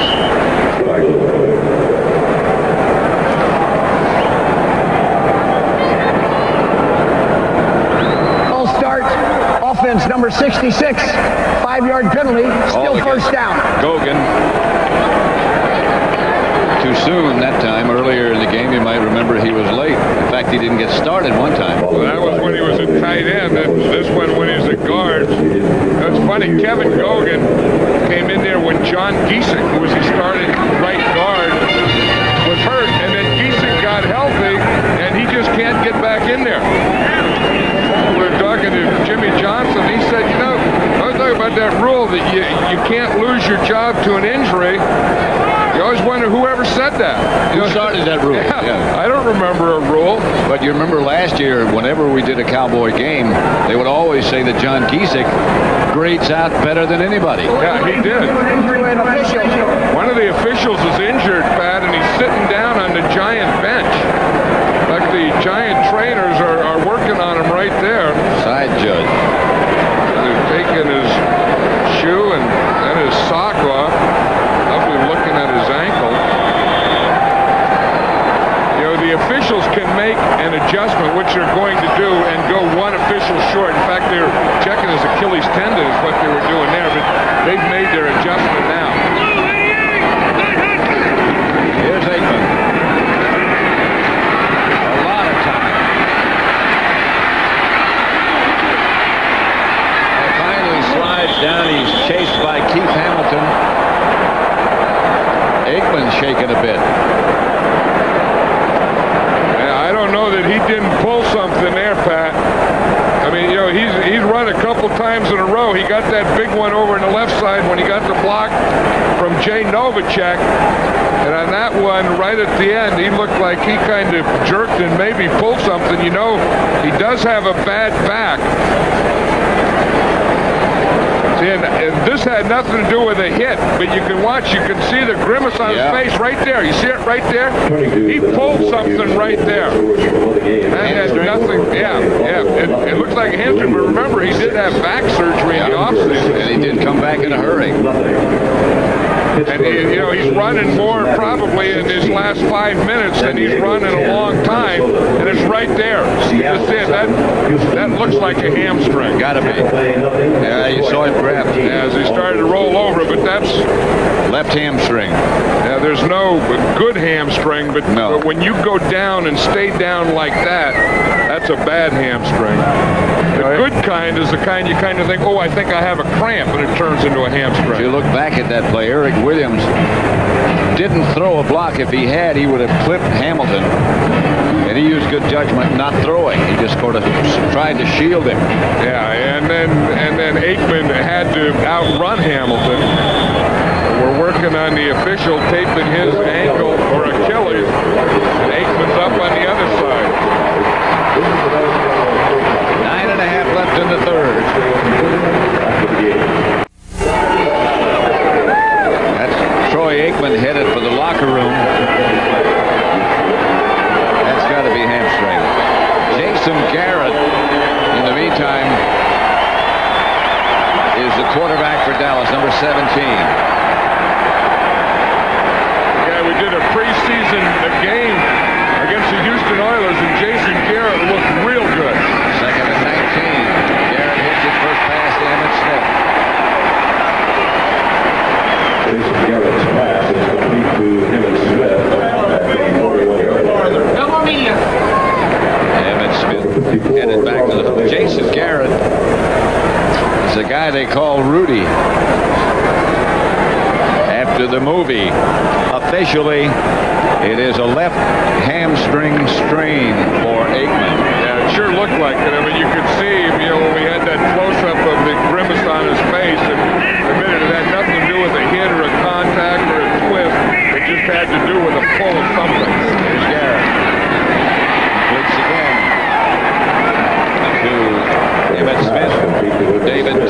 stop. Yeah, they called Jason Garrett Rudy because he was the guy that wasn't expected to make this team. Remember, they lost Steve Berline as a backup in the offseason. Then they brought Hugh Millen in. They thought he would be the backup, and in essence, Jason Garrett beat Hugh Millen out in training camp.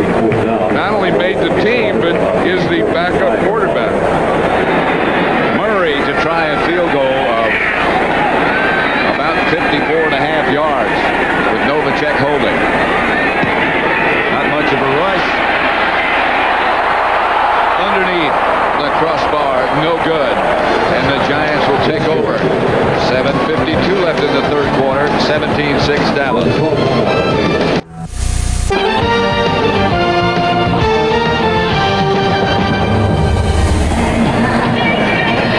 Tonight on CBS, today the little guy his mother calls a monster is imprisoned for assault with a deadly weapon. This LA gang leader's command of the English language has made him a cool $250,000 for his autobiography. That's on 60 Minutes tonight, followed by Murder, She Wrote, and the CBS Sunday movie, Ghost. First down, Giants at their own 37. Dallas leading 17-6, bunch in motion, pitch back to Tillman. Short of the 40 by Dixon Edwards. It's the Giants in their first 6 possessions. They've had a punt 4 times. They've got the 2 field goals. And of course, that's the thing with that, that possession, that running game, that ball control. It all works if you score or if the other team doesn't score. I'll tell you, they have a little advantage now, I think, with Troy Aikman out of there because he was 11 out of 13, and he's in the locker room now. They're going to be playing Jason Garrett. Here's Sims back to throw. Under an avalanche of rushers. Down he goes, and it's incomplete. Right now, let's send you to New York for an NFL update with Greg Gumbel. All right, Pat, and in Pontiac, here's the only touchdown of the day between the Lions and the Bucks. Rodney Peete finds clear sailing up the middle for 9 yards and a touchdown. Detroit leading Tampa Bay 13-0. Just over a minute to play in the third quarter. Pat? At Texas Stadium, it's 17-6, the Cowboys leading. Here's the pressure on Sims. Yeah, and this is where they're having problem now. They're having problem pass protection. Russell Maryland just made a heck of a move there on Bardos. I mean, he went into him, gave him that swing move. Boom, he was right on Sims. 3rd and 7. McCaffrey, it appears, has a Giant first down. Sims saw him coming that time. Yeah, this is going to be where they spot that one because McCaffrey had that right at the first down marker. It's where that official puts his foot down. 47-yard line. They will measure. Less than 7 minutes left now in the third quarter. Aikman is gone. We think a strained hamstring, left hamstring. He's in for examination. Now they're going to measure and see. They have to bring the chains in from the other side. That one sideline just has the markers. This sideline had to change. First down. Stretch it out. Stretched as far as they could. Some of those markers are the ugliest things in football, aren't they? I mean, the way you wonder where they stay during the week. Like, where does something like this hang out during the week? Look like they just stick it into some dirt or something. They don't take a bath. No bath. They don't hose them down. No. Here's Tillman into Cowboy territory, stopped by Ken Norton. Darren Smith was also there. The Giants are running the ball pretty well, and they look like they're run blocking pretty well. The problem that they're having right now is pass protecting for Bill Sims, because it looks like Sims can complete some things if he can get some time. And from right at the end of the half and this quarter so far, he's having a problem getting time. Especially Russell Maryland right up the middle. Putting on a lot of heat. That's Tillman. He didn't get much. And they tried to run right at Russell Maryland, and he's not only a good pass rusher, but he's a strong guy against the run block. Well, you know, Jimmy Johnson said to us when you were asking about his health, that he said, well, he's got bad feet. But even with bad feet, he's better than most. But you see how he plays there? I mean, the center blocks back. Roberts comes down on him. Boom, he just puts both hands out on Roberts, stops him, and makes the play. This for a guy, a young man who didn't even want to play football. Now, his father had to talk him into it. Almost didn't get a scholarship. He weighed 320 pounds in high school. The blitz worked this time. Norton all over Sam.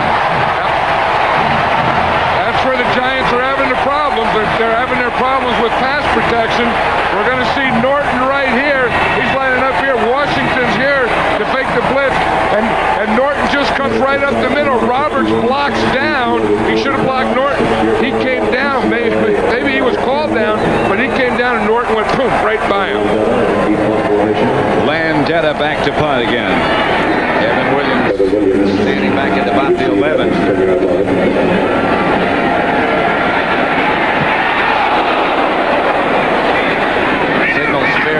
Makes it at about the 21 or 22. So Dallas will take over there with Jason Garrett as their quarterback. 5:06 left in the third.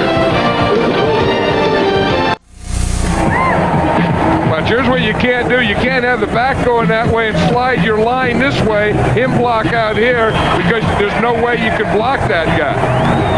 So they should have either kept the back on that side or kept Roberts in there. And you want to see how quick it happens to a quarterback? Watch that. Boom. You say, why didn't he do this? Why didn't he do that? Then you see in real time how quickly it happens. Let's see what happens to this quarterback. He gives the ball to Emmett Smith. That's a wise choice. Jason Garrett has replaced Aikman, stopped by Bailey. Yeah, we talked about Jason Garrett and being a long shot to make the team.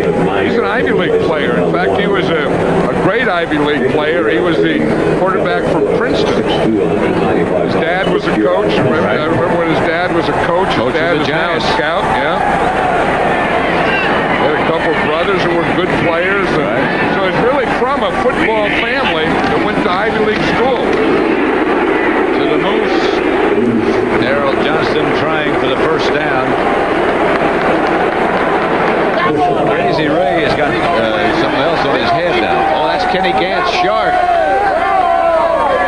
Yeah, Kenny Gant, you know, has a whole thing. He has those hats you can wear, that shark defense. He got a shark tank. He got T-shirts. He got baseball caps. He has everything.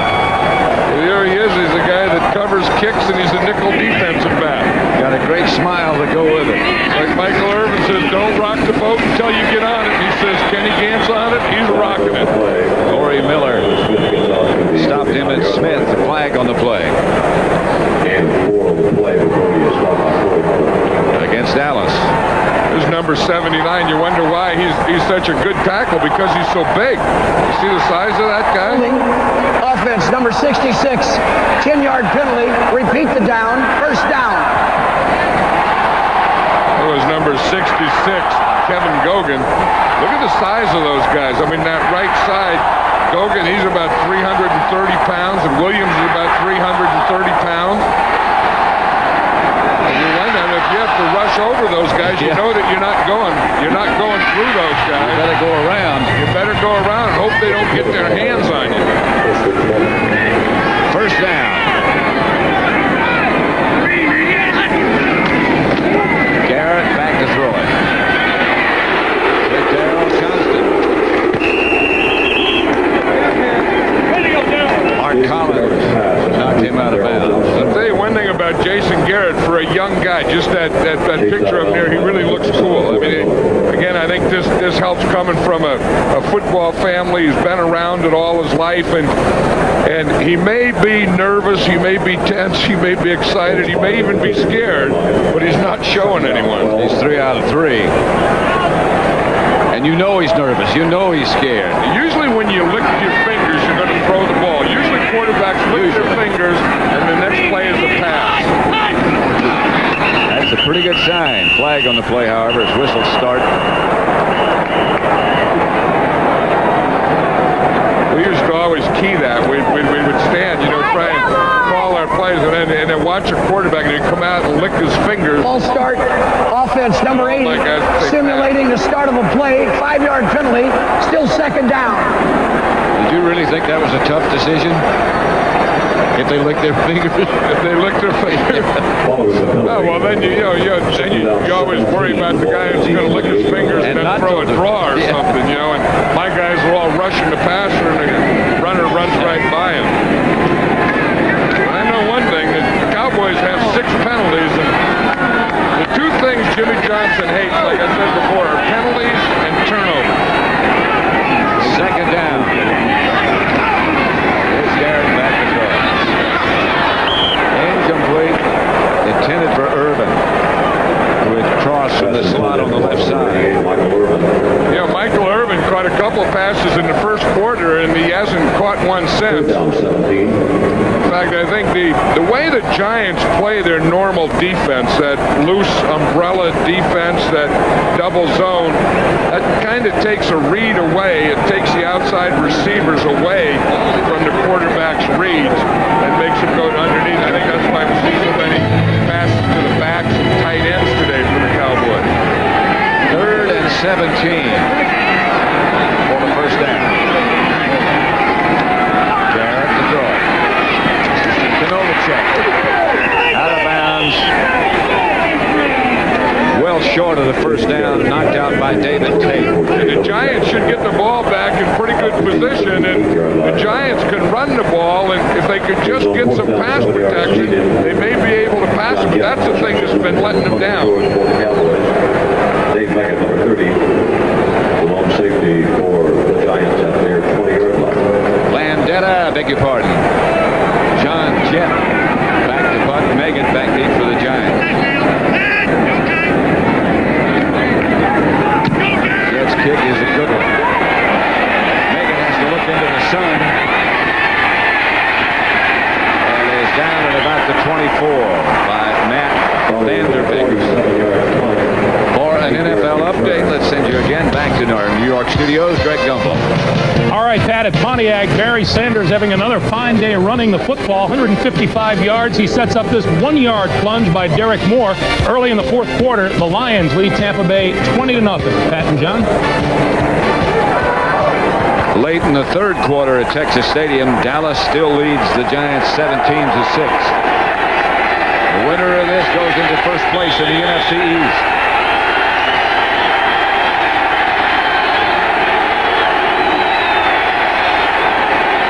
Sims back to Tillman. The pursuit is good. Norton and Tolbert are there quickly. Kenny Norton, they were worried about Kenny Norton with that torn bicep, whether he was going to be able to play or whether he had to have surgery. Now, he had 2 options. If he had surgery, he'd have to miss the entire season. And if he doesn't have surgery, of course, he has to play with the torn bicep, then have surgery in the offseason, which will be a more difficult surgery. He decided to play, and today, he's having a problem holding that one arm around, but he looks like he's playing real well. Playing very well. This is Megan. Megan at about the 28. Outside the 25 here, the 28-yard line. Like I said earlier, the Giants are able to run the ball and run block, and here's where they're having the problem. Sims has been sacked 3 times, hurried 4 times, been knocked down 6 times. He hasn't thrown an interception, though, and that's big. He's been able to keep that thing clean, but this is where he needs the pass protection. He never has been a guy who's thrown many interceptions. 3rd down. 4 wide receivers. Sims, look out from behind. He does get rid of it. But the pressure again was there by Dallas. And they'll have to punt. Yeah, that's another knockdown. As good as this offensive line is, it's not doing a good job of pass protection today. You see Riesenberg there, he was beaten right off the bat by Haley. That was the first thing that happened. And then Jeff Coat is in there, and just everyone was getting all over him. And here comes Aikman back. You're going to have to guide me. Out of shoulder pads, out of uniform. Yeah, that's the good news. He's coming back. The bad news is he doesn't have his football uniform on.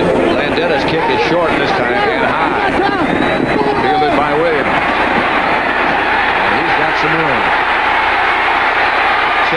Landeta.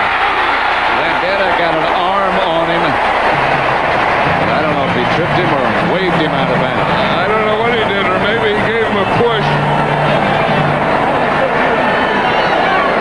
No more fresh information. Here's the tackle. No, that's nothing. Although he did get a hand on him. But a hand like that shouldn't make you do that. I'll tell you, if you're a punt returner, first of all, the punter shouldn't be able to tackle you. But if he gets a hand on you, you shouldn't go down with that. That's very embarrassing. Dallas will take over at the Giant 49.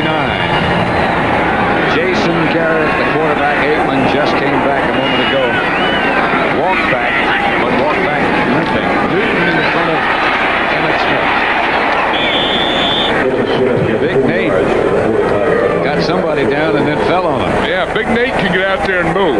I mean, you look at Big Nate, you say he's 320 pounds, but he can move that 320 pounds.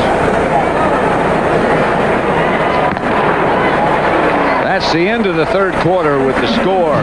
Dallas 17, the Giants 6. Our coverage will continue after this message from your local station. You're watching the NFL on CBS. Back at Texas Stadium, where the Cowboys lead 17-6, as Pat Summerall mentioned, Troy Aikman has returned to the field. He changed into warm-ups. He told Dr. Robert Vandermeer he wanted to watch the rest of the game from the field. He does have a slightly strained left hamstring. They treated it with ice. Dr. Vandermeer said it is possible that he will return next week. Pat? Thank you, Leslie. There's Troy Aikman, conversing and back on the sideline with his teammates. 2nd and 6.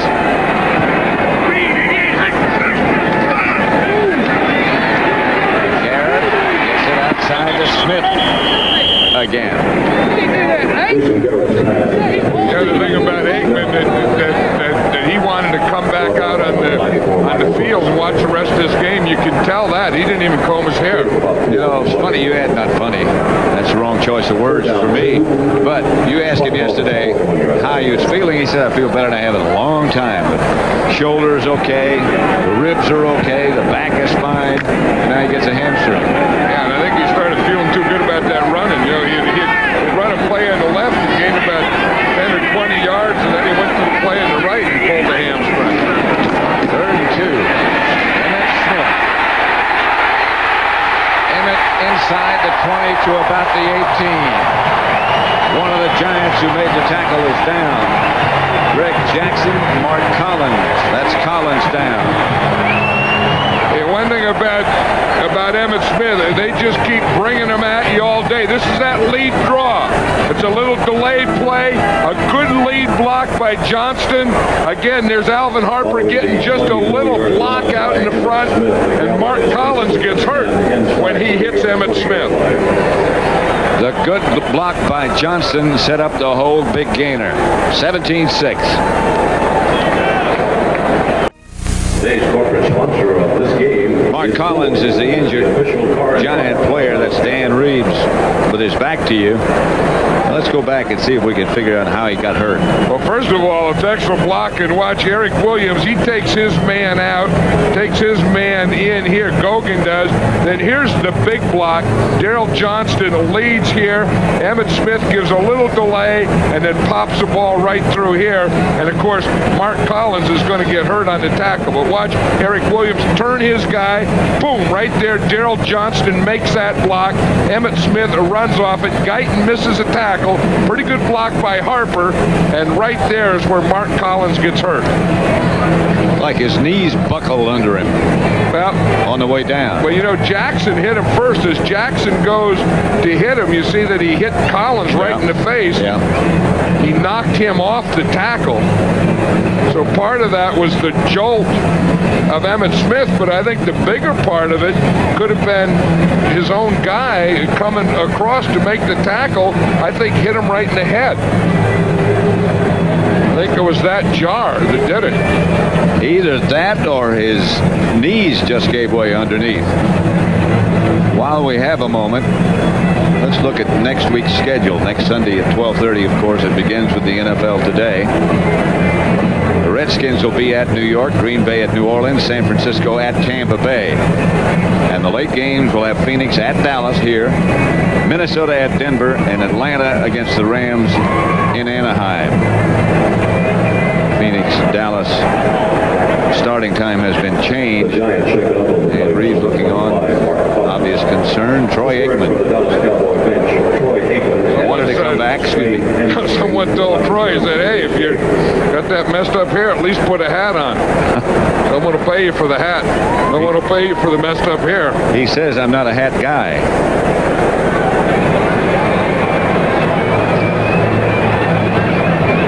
Taking Mark Collins up now, and they're putting him on a stretcher.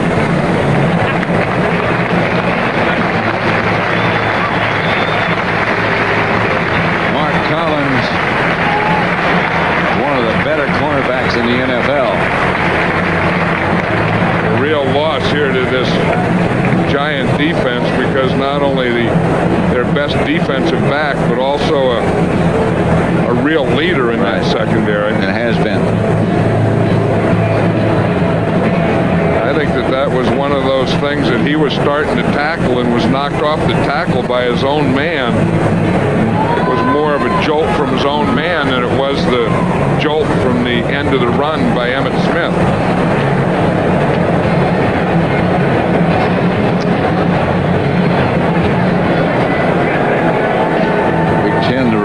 Games later today, the Eagles at Phoenix, Miami at the Jets, Raiders against the Bears, Indianapolis, Washington. Tomorrow night, Green Bay at Kansas City. The NFC West,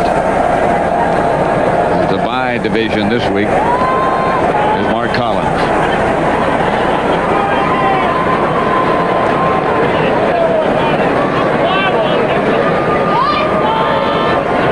Certainly in any position to speculate what might be wrong.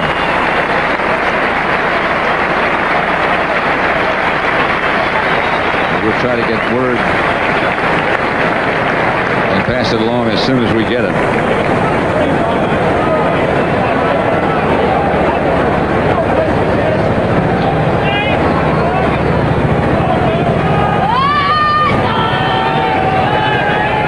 First down, Dallas after the run by Smith.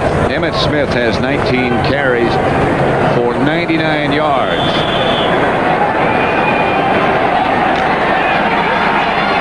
Word we get on Mark Collins is a lower back strain.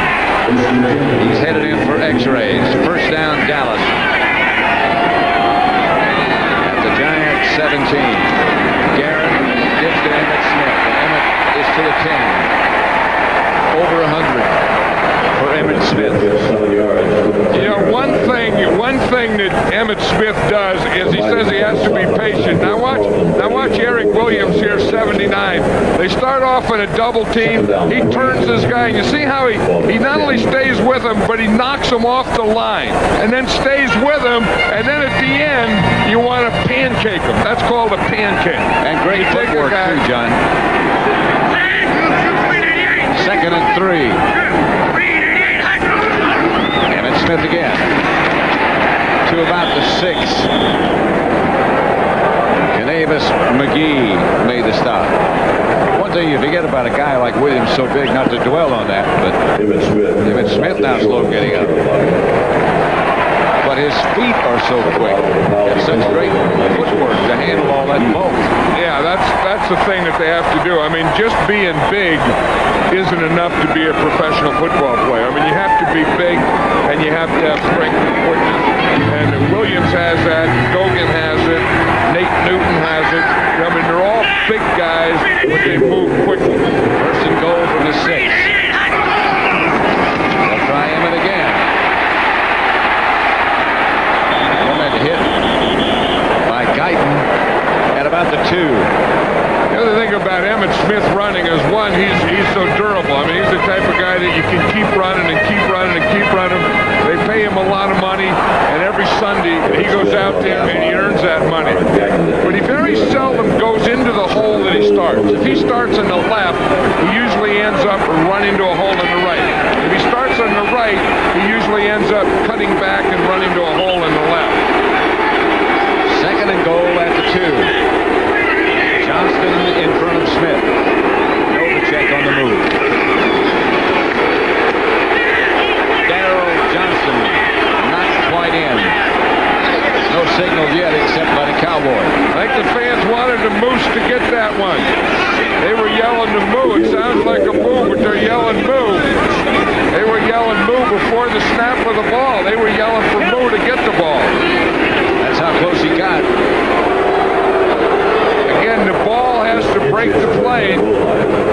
Pretty good block in there. The Moose cuts back a little, but the ball doesn't break the play. You can see it there. In fact, as he dove, fullbacks aren't good divers anyway, but as he dove, he brought the ball back into his body, and that brought the ball back away from the line of scrimmage. Third and about a foot.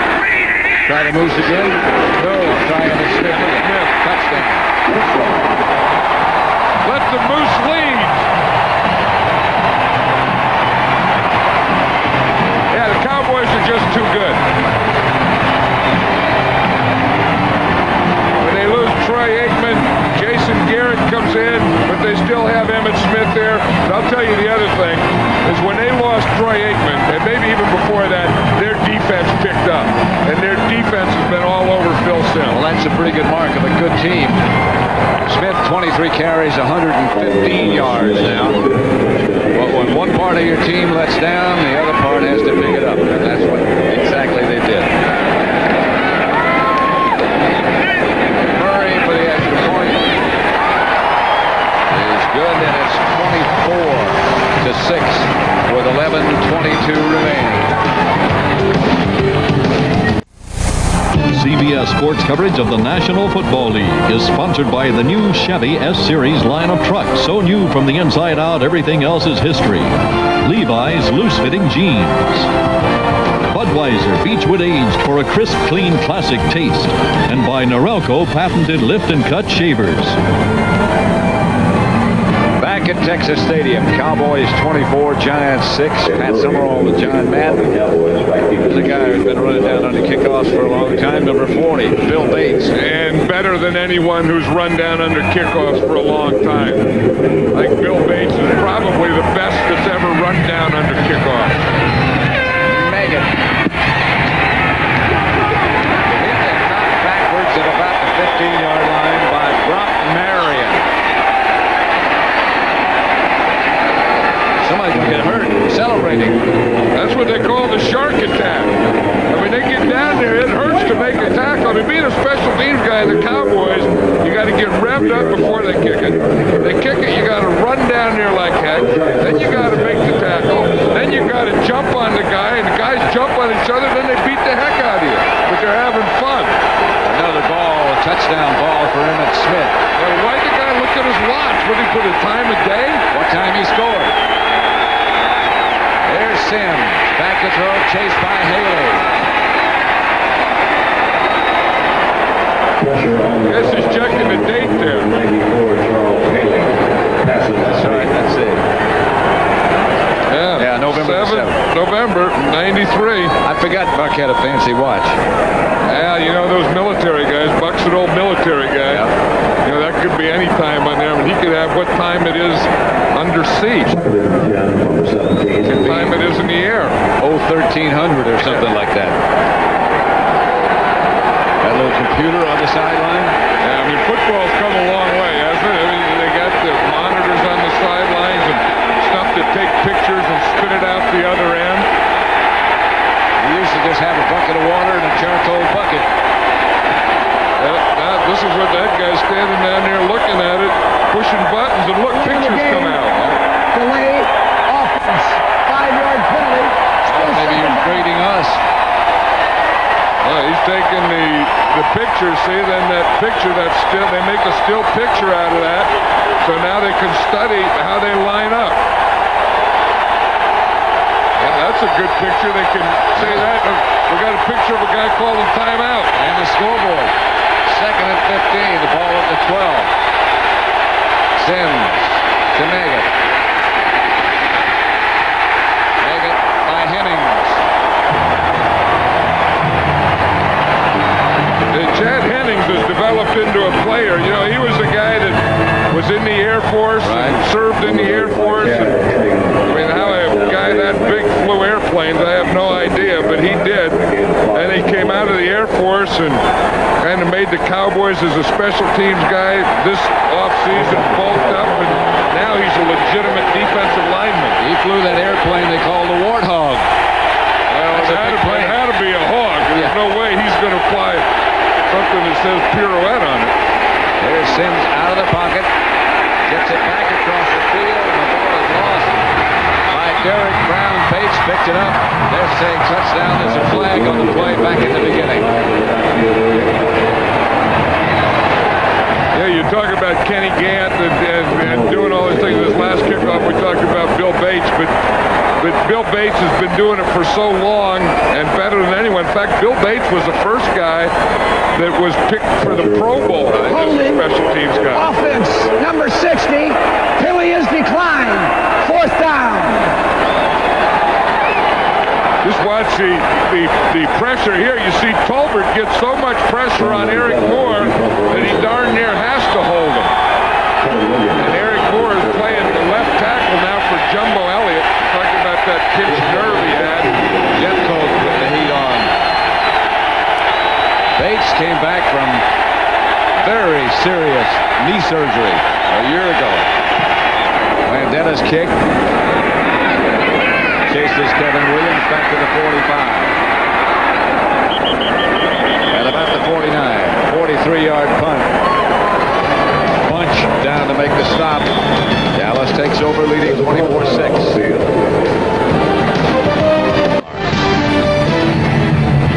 At Texas Stadium today, there have been a lot of stars. Dallas leading 24-6. Tom Landry inducted into the Ring of Honor at the half. 1st and 10 Dallas. About a yard shy of midfield. Reverse coming to Harper. Reverse pass. Irvin somehow came up with the ball. Harper fired it left-handed. The pass complete. 46 yards. He can wing it. I'll tell you one thing about Jimmy Johnson. When he gets you going and he gets things going his way, he's going to keep it going his way. Some people says he piles it on or pours it on. I don't believe that. I believe you go out and play the whole game. He's doing it. You use everything you have. He's doing that. Alvin Harper on the reverse and then a left-handed throw. Watch the fake. You think it's reverse, reverse, reverse. Harper makes you think he's going to run. Then he stops and heaves it left-handed. Not a bad heave either. There's the moose again. Darrell Johnson down to about the 1.5. That, by the way, was Irvin's 301st catch as a Cowboy. And that moves it into 5th place all time. I remember just past Doug Cosby, excuse me. I was going to say, remember last year the Cowboys beat the Giants, and some of the Giants this week complained that maybe they poured it on. Said that the Cowboys blitzed too much, and Jimmy Johnson said when they start taking a knee and not trying to score, I'll stop blitzing. And I think they're going to bring up that reverse pass, but I agree with that. You just go out and play. Touchdown and again signaled, yes, by Emmitt Smith. His 2nd of the day. Dallas moves ahead 30-6.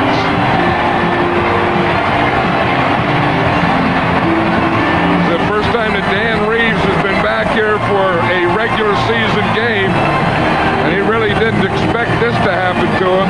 But the Cowboys are just too big, they're just too strong, they're just too talented, they're just that much better than the New York Giants. John Giesick was at guard in place of Dogan right at the point of attack. Either one, they don't miss much. Eddie Murray doesn't miss much either. And it's 31-6 with 9:02 left to play in the 4th at Texas Stadium.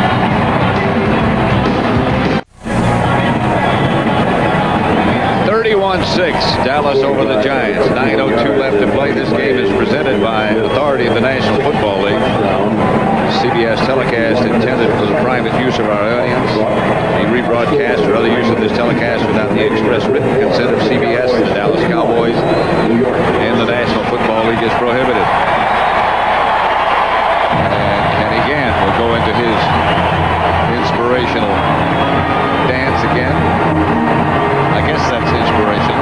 Well, you know, he says he's a double personality guy. He said this guy, he doesn't even know him. He said Kenny Gant, the football player, is one guy, and then Kenny Gant, the guy that just walks on the streets outside, is another guy. He's a shy guy off the field. He said on the field, split personality. I can't believe I do all that stuff, he said. Yeah. Murray's kick sails down to Megan. Dave Megan hit down at about the 14-yard line.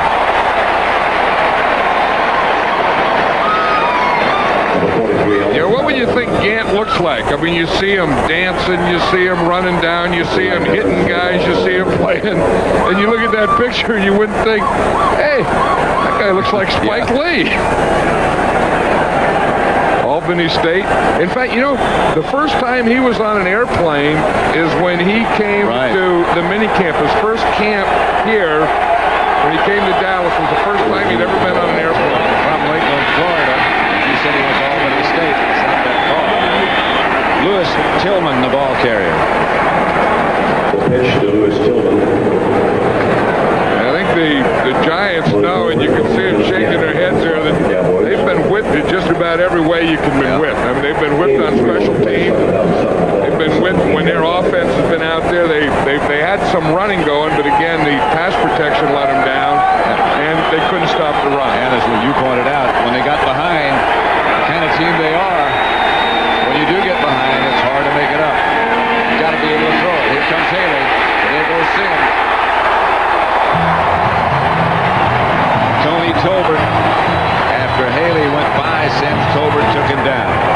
I mean, that's the thing about Charles Haley, and that's why he is so good, and that's why they've made such a difficult day by Phil Sims, because if Haley comes from the outside, 94 here, and makes something happen, then things just start to fall down. That makes Sims move. Now when he moves, he has to move up, and when he moves up, there's Tolbert, there's Maryland, there's all the inside guys, Casillas and everything, and this has been a tough day for Phil Sims. That's the fourth time he's been sacked.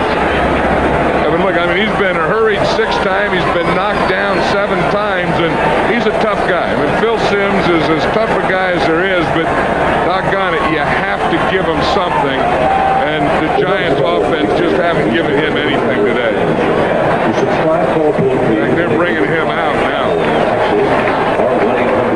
I think, you know, all those knockdowns and sacks just take a toll. I mean, you guys can only take so many shots, and he's taking them. It's not any one injury. I think he's just woozy there. Well, he was shaken. You might remember just before halftime. Looked as if he might have hurt his arm at that point, but after the half, he came back okay. Now he's a bit woozy again. 3rd and 11. I can see you have the smelling salts there. Just in there, you're putting the smelling salts up. Kent Graham is the quarterback.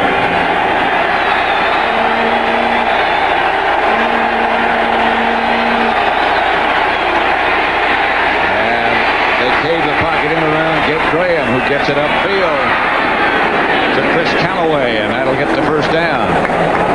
I think they finally figured that they better do something if they're getting such a pass rush up the middle. Graham's going to take the ball, go back, and then figure the heck with this. I'm going to get out of here, run to the outside. Now what can I find? Now you buy a little more time moving out there, and then you find an open man. They just caved in the whole pocket.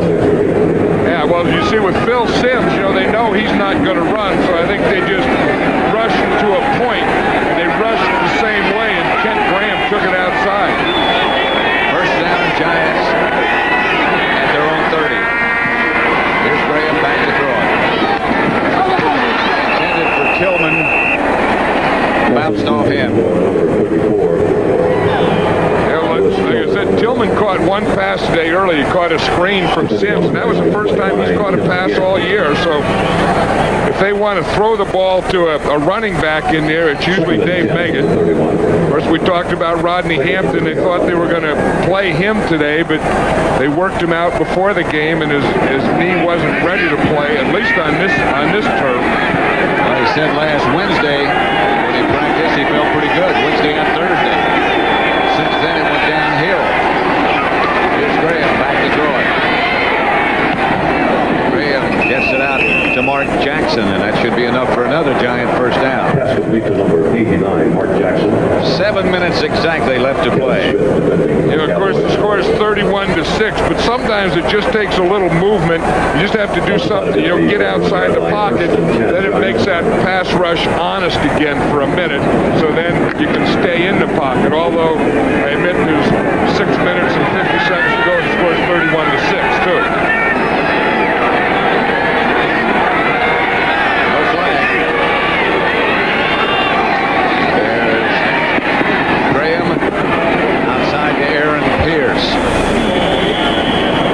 Pierce outside the Giant 45 to about the 47, hit by Bates.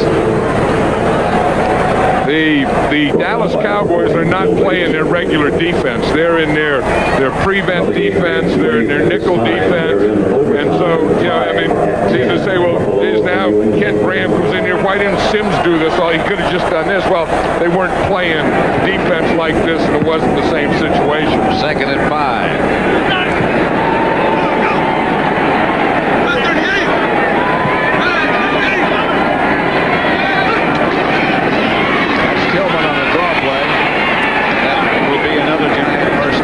He slashes to about the Dallas 43. 31-6, the Cowboys. Remember back after the Cowboys had lost their first 2 games, people were saying how tough it is to defend the Super Bowl title. They're not the same team. Then they signed Emmitt Smith. Now this will be 6 in a row they've won. There's Jerry Jones. He's down there. Jerry Jones, of course, the owner of the Cowboys, down there with one of his most valuable commodities, checking out how he is, Troy Aikman. Of course, I think you better take a little look at Emmitt Smith, too, because you're talking about a valuable player. Graham,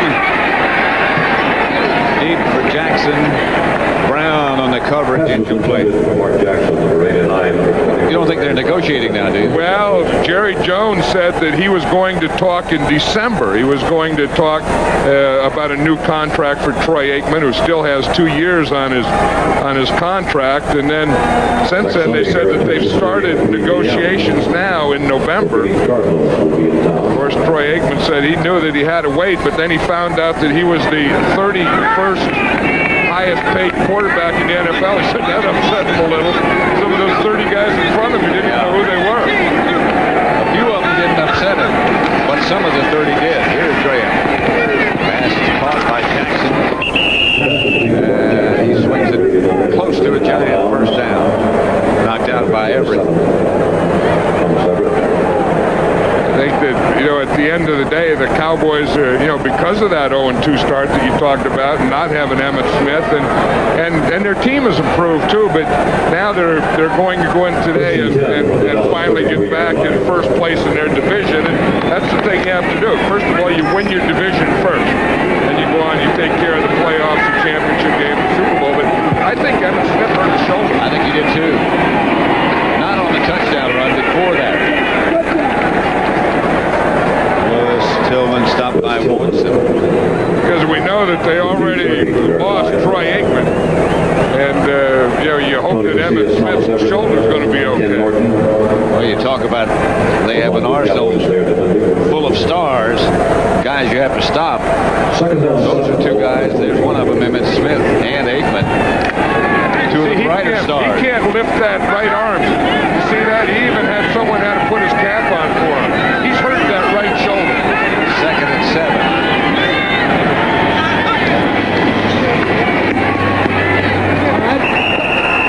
Pass intended for Meggett. A little high. The Emmitt Smith factor going into today. When their record was 0-2, and now their record was 5-0 going into today. Points doubled. Rushing yards, considerable improvement. And this will be 6 in a row since he signed and came back. Yeah, and I think when you take it all into account, running, pass catching, blocking, to me, I think he's the best in football.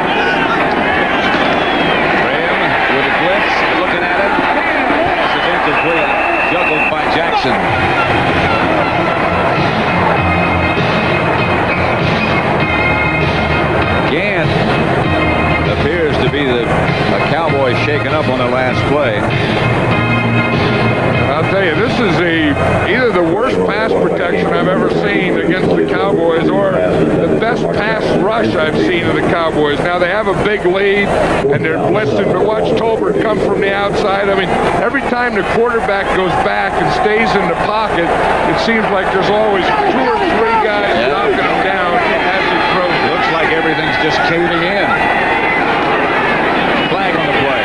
Graham hit again. Just does get rid of it. Penalty marker down. Yeah, that's a free play because the Cowboys were offside. I think you'd have to discuss with Kent Graham whether it was free or not. No, I wouldn't take it. I'd just run the clock out of it. I wouldn't. Yeah, I mean, there's a point in the game where you say call in the dogs and put out the fire. The hunt's over. Yeah. And I kind of think this is a point for the Giants. Offside. Defense. 97. The penalty is declined. Pass interference. Defense. Penalty accepted. First down. First down. That's the second time today they've had 2 penalties on the same play. Boy, football's come a long way when the guy that's holding the down marker has gold on the hand that holds the down marker.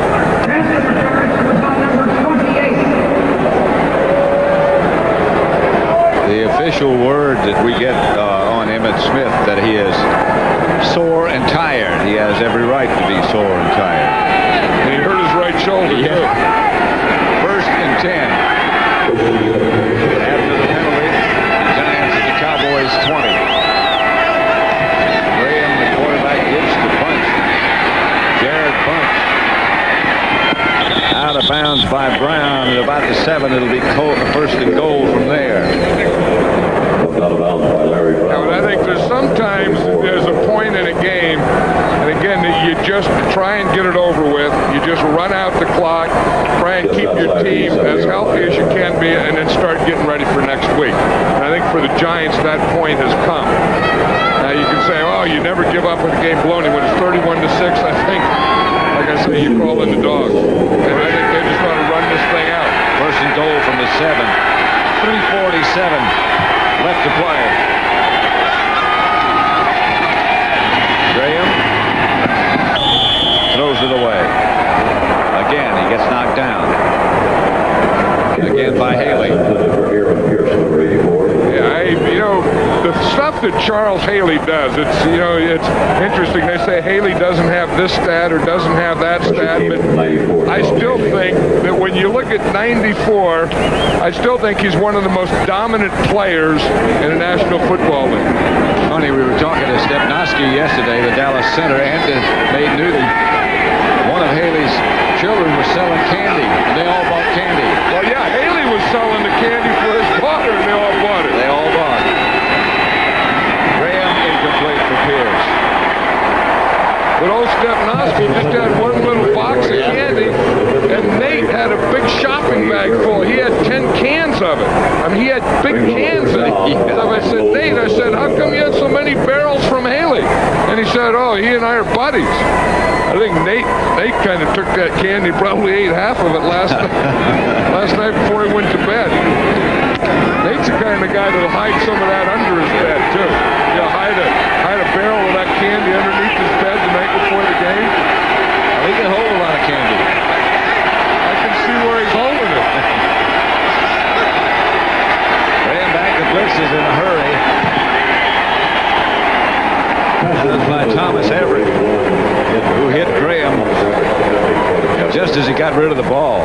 Yeah, this is the point. I mean, to me, this does no good. I mean, I'm not being critical of anyone other than I think that you ought to just run the ball. Just run the thing, keep the clock going. And why keep going back there and throwing ducks? And you've already lost one quarterback and the other one's getting ready to go. Well, it is what they call a learning experience. Yeah, but it's not a good learning experience. I mean, I think it's a point where you've been beaten. Yeah. And sometimes those learning experiences can hurt. And you want to come back again next week and be better. Get a Good look at the scoreboard, what's happening around the league today. Houston, another team that's rebounded after a bad start. Washington at New York. This is next week here on CBS. Begins with the NFL today. 12:30, Green Bay at New Orleans, San Francisco, Tampa Bay, Washington at the Giants. Late games, Phoenix at Dallas. That game's been changed to a late game. Minnesota, Denver, Atlanta, and the Rams. On CBS next week. 31-6 here at Texas Stadium. Not using that right shoulder. I know. You see, he's using his left hand there to take that shoe off. I mean, he's had a couple of tough weeks, and again, at the end of a running back takes a lot of hits. Everything he's doing, some guy just hit him up for his gloves. And the guy's there. You're trying to get your shoes undone, and the guy's asking you for your gloves. Fourth down. Graham is going to be out of the end zone. No flags, but there's another flag back at the line of scrimmage. And there was an avalanche that happened right on Graham. Again, part of it was Jimmy Jones, and part of it was the blitz at James Washington. All start. They'll do this again, won't they? Offense, right tackle. There was no play. There was no play. Still fourth down.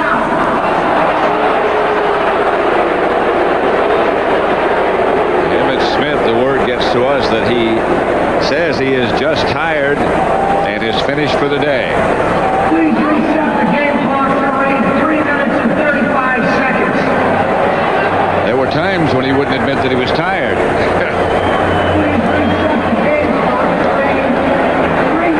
What happened on that last play, it was fourth down, and the Giants moved before the ball was snapped, so there was no play. So now they're going to kick the field goal. Treadwell, Graham holding, should be about 29 yards away. The kick is good, and it's 31-9. The Giants got 2 field goals last week, 3 today. Not going to win many divisions with just field goals. No, that's the thing. They haven't been able to score touchdowns. They've had trouble in the red zone. Again, they've had trouble. You can say it's Mike Sherrard or whatever, and not having that breakaway wide receiver. But whatever it is, I always still say it starts with pass protection. You get that down. You give your quarterback time. Now, if it doesn't work, you can go and say that you need the receivers. But I think you go to first things first. And I think today was a story of the Dallas defensive front dominating the Giants offensive front. They're just very good. Well, the Cowboys got off to a good start with Troy Aikman when he was darn near perfect. And then they got ahead. Then they let guys like Charles Haley take over. And when you let Charles Haley take over and kind of go where he wants, that makes you change quarterback. Again, I don't think that Haley gets the credit that he deserves for being the dominant player he is, because a lot of times, a lot of stuff that he, like when he hits Sims, when he has his arm, hits his arm and all those things, they don't have stats for a lot of those things. And you forget he's playing with a very bad, very painful back. Here's an onside kickoff.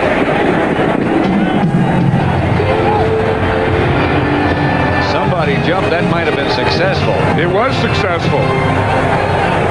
Yeah, the Giants had all their guys lined up on this side, and they just kicked the ball, and it took a good bounce. What, you want to kick it down, down, down, and then take a high hop right there. Just like that. That was a perfect onside kick, and the Giant was right there, and he caught the ball. That's a Giants ball. Chris Callaway, there's the bounce. Watch that bounce. He said it just goes right up in the air, right into Chris Callaway's arms. Another final, Detroit 23. That's a heck of a play. That was a great onside kick. That's exactly like you'd like it to behave, but unfortunately, the way that ball is shaped. It has been ruled that the player from New York would have come down in the field of play had he not been forced out. It is a legal recovery.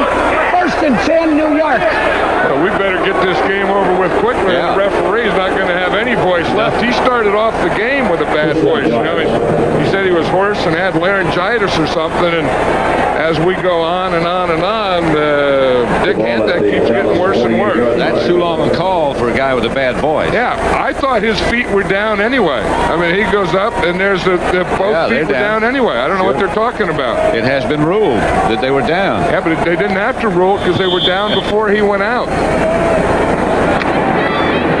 Sims stays on the sideline. Graham is the quarterback.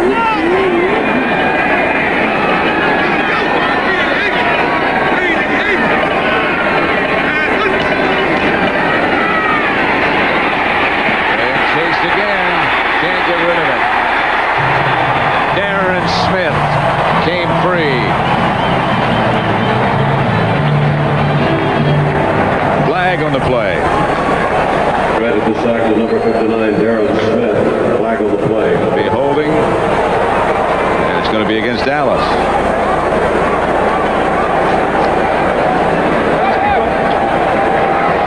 Holding. Defense, number 51, 5 yards. Automatic first down. It's against Ken Norton. Who can hold with his one good arm, I guess. Yeah, if he held, it had to be with his left arm because his right arm is where he tore the right bicep. And I guess he can pull the arm up and back, but he has trouble turning it sideways, pronation.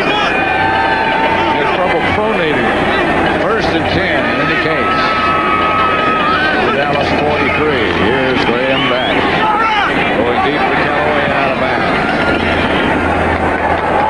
Kent Graham isn't going to have fond memories of this stadium. Remember, it was Thanksgiving Day when the Cowboys beat the Giants so bad here. And last Kent year. Graham, last year, Kent Graham was the starting quarterback then. So this place hasn't been fun for him. Today's game was produced by Bob Stenner and directed by Sandy Grossman. Associate producers Michael Frank. Stage manager Rich Nelson. Do the rest of that in a moment. Meggett on the draw play. Giant first down. Come on! Broadcast associates today, John Coleman'sberger. Mike Roig. Coordinating producer of the NFL Today is Eric Mann. Director of the NFL Today is Larry Campolina. Senior producer of the NFL on CBS is Ed Goren. Graham back, down. Jeffcoat. Yeah, we have to look at that play again. I mean, that was a great move by Jeffcoat. He took Eric Moore and just jammed him. Watch this. Here's Eric Moore playing. Here's Jeffcoat here. Now watch what he does to it. In fact, I got to look at this one on the clicker here. Watch this. He comes in. Boom. I mean, he just knocked him right over. I mean, watch him. He hits him with the right and then the left. Watch the left. You get him going that way. Then just keep him going that way. Right over the top. And look what they found. I mean, that is dominance. I mean, you take a guy, Eric Moore is just coming back, 4-week suspension and all that, but Jeffcoat gave him a lesson. And there's another one. Another one, yeah. Graham got it out to Callaway, or Meggett, beg your pardon.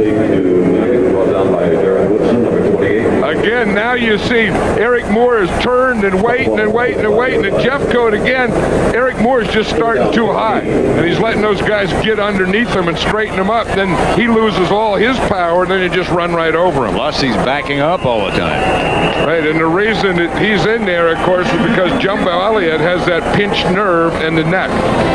2 minutes left to play at Texas Stadium. 31-9. Cowboys lead the Giants.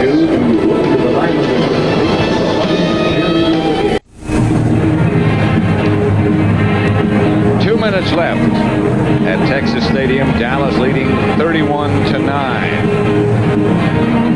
Aikman got off to a great start, then he pulled a hamstring. Jimmy Johnson's decided, okay, well, that's time for nachos now. I can take off the gloves. Yeah, that's what like a construction worker, you know, the end of the day, you pull your gloves off. The guy's been jackhammering all day. Put the jackhammer away, pull the gloves off, stick them in your back pocket, go home. Nate's talking about all those barrels of candy he ate last night. He probably said he's going to give them to his kids. Baloney, they don't even see them. Graham had to throw retreating again. The Cowboys blitz with Thomas Everett again. Kenneth Gann almost came up with the reception down the field.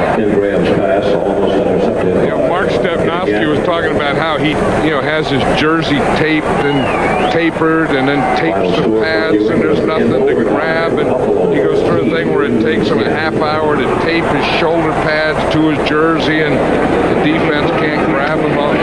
Ask Nate if he tapes him. He says, no, I got enough stuff that'll hold that jersey tight to me. Nobody can grab it. Here's Graham. Again, he's chased out of the pocket. This one's Bland. McCaffrey. Out of bounds. Or did he stay in? Clock has stopped. He did get out. There's Stepnoski. See, he got that tapered jersey, and that jersey is taped to the shoulder pads. So there's nothing you can grab there. See him in the arms, the whole body. See, he's a technician. Nate says he doesn't have to tape his shoulder pads. He said he's just a grappler. He just lets everything hang there. He said the jersey's going to be tight anyway. Said he doesn't have to do it like Stepnoski does it, although Giesick looks like he may do it too. Cornish. Frank Cornish has replaced Nate Newton at left guard. So it's a Stepnoski, Giesick, Cornish in the middle. Derek Lassick is the running back. Flag on the play. This will be no play. Flag on the play. Handoff went to Derek Lassick. False start. Offense, number 68. 5-yard penalty. Still first down.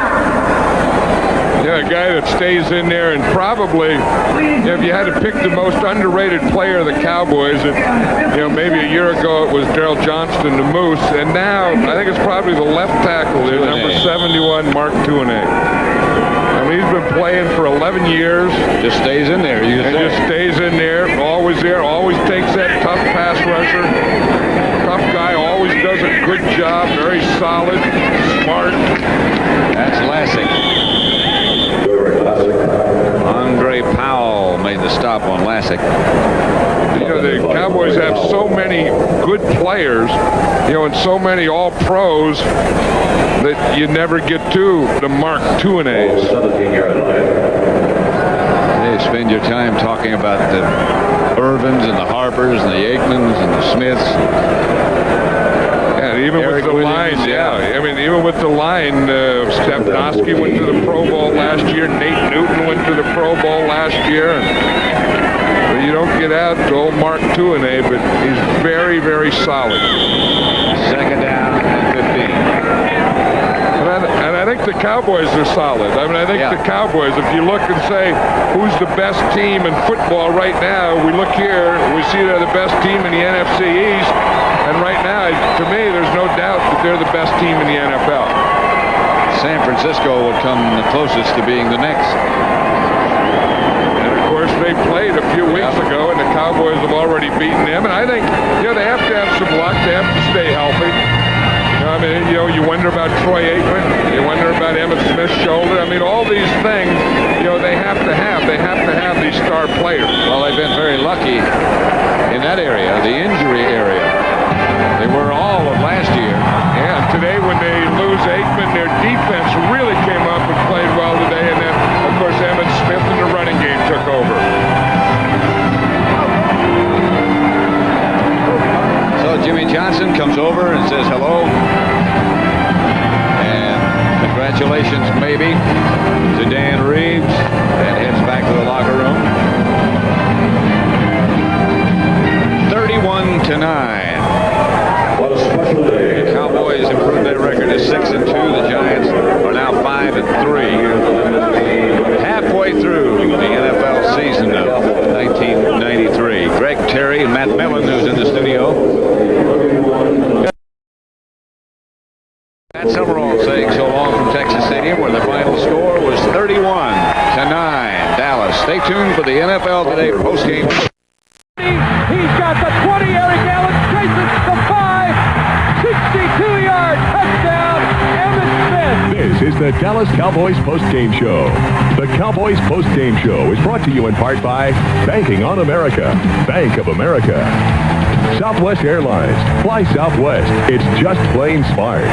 And Gatorade Thirst Quencher, for the deep down body thirst. Nothing works better than Gatorade. Welcome to the Dallas Cowboys post-game show. I'm Michael Ray, very live at Texas Stadium right now as the Dallas Cowboys win their 6th straight. They go to 6-2 atop the NFC East. They beat the New York Giants thoroughly this afternoon, 31-6, and Alvin Harper's name figured prominently. A 28-yard touchdown catch, a 50-yard touchdown catch, and he threw 46 yards left-handed to Michael Irvin, which set up another Cowboys score. They win 31-6. Big news today, of course, Troy Aikman injured, pulls up lame in the third quarter. Doctors initially say that they think it's not that bad of a hamstring strain.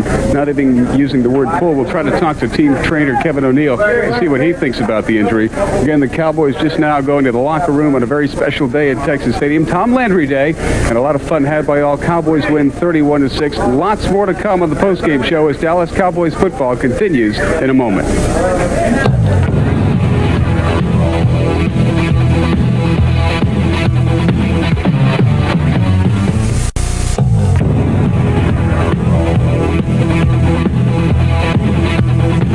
Back on the Dallas Cowboys post-game show. Once again, the Cowboys win 31-9. I think I flipped that over for you a moment ago. 31-9, Cowboys win their 6th straight, and they beat the Giants. The defense all week long had to hear about their inability against the rushing game. Did not give up a touchdown today, 3 field goals, and did a pretty nice job against the Giants in general. Ken Norton, of course, with that bicep injury, a severely injured arm, still playing out there. As a matter of fact, after the game came up the tunnel, had a big smile on his face.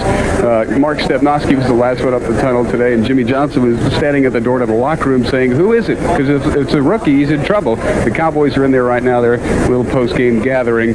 We hope to hear from Jerry Jones, and of course we'll have Jimmy Johnson's post-game media conference live. Some players we hope to talk to: Kenny Norton, we mentioned him; Alvin Harper, of course, who was a big factor in this game with his 2 touchdowns, and his passing ability. Where did that come from? Left-handed, a little wobbly, but it did go for 46 yards to Michael Irvin, and later did set up a Cowboy touchdown. Jason Garrett, very credible job in relief. We hope to talk to him. And of course, we do worry about Troy Aikman's injury a little bit.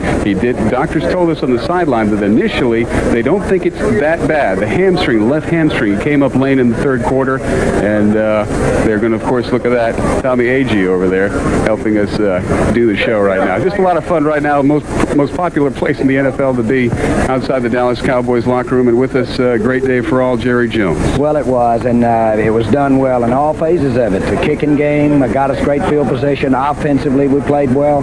When we could have had a letdown, when Troy went out of the ball game, boy, the guys picked it up and just drove it right on in. And so it really complimented everything. And what about that defense? So I can't say enough about it. I'm superstitious, and so I guess we'll have to induct Coach Landry in every time we play out here if we're going to play like that. Well, I think that might go well with the crowd. They were certainly fired up. You mentioned Troy Aikman. What are the team doctors telling you right now? Well, initially, you can't feel any difference there with his hamstring, and so that's a good sign.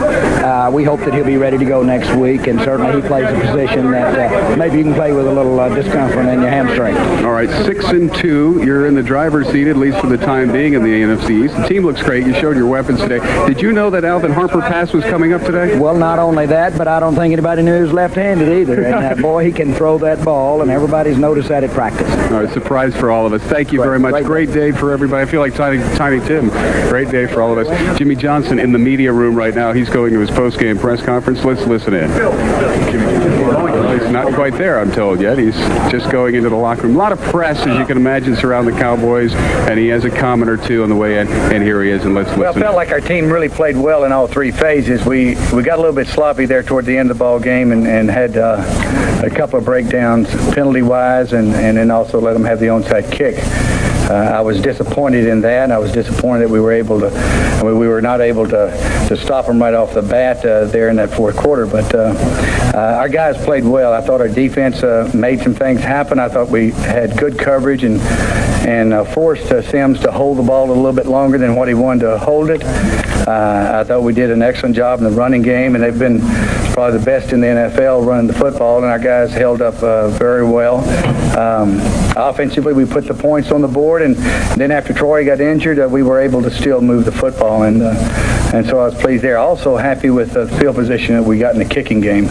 I thought Kevin Williams really did some nice things today, and is happy to see him do that. And I think as time goes on, he's going to give us a lot of that. But overall, pleased with our football team. I thought they prepared well, and I thought they performed well until we got a little bit sloppy toward the end of the ball game. Coach, anything special to stop the run? No, just played the same stuff we've been playing. We had a couple of wrinkles, but we have new wrinkles every week. How's Troy? Troy's got a pulled hamstring, and we'll just have to evaluate that on a day-to-day basis.